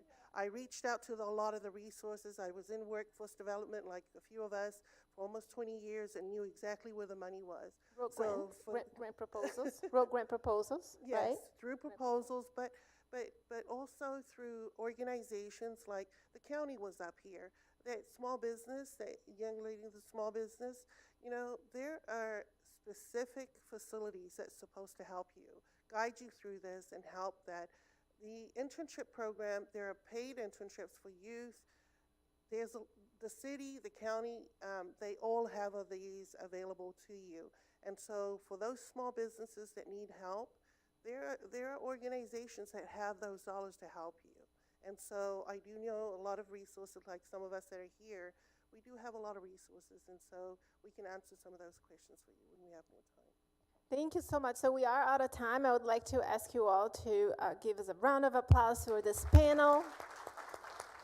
And again, if you know of small businesses or business of any size that would want to offer internships paid or with our help to find the resources to pay interns, connect with us. We are at CA Climate Center, so CA Climate Center at westlacollege.edu. And of course, if you just Google Climate Center West LA College, you're gonna find all this information about us. But we are looking, our internship database has just officially, right now, is launched. We are unveiling it, we are releasing it, what else? What other words can we use? And now I'm asking you all to help us populate this database with information that can connect students with these good opportunities that can lead to an exploration of possible careers that is supported by mentors, by people that can help help the students acquire the soft skills that they need and also the financial support. Thank you so much. And we have lunch, and then in the afternoon, 2 to 3, we have breakout sessions. So if you use the QR code outside, you can find we have 9 breakout sessions, and those will be by theme. So we're gonna have different sectors represented in the breakout session. We're gonna have a transportation breakout session. We're gonna have a urban landscaping and tree planting one. We're gonna have a blue economy session. We're gonna have a HVAC. I see Sergio back there, an HVAC from Mitsubishi, who talk about the training that they've been doing in community college. So we have 9 breakout sessions. They're gonna be an MSA, and you can find someone with the blue t-shirt if you need help and directions. Thank you, and come back.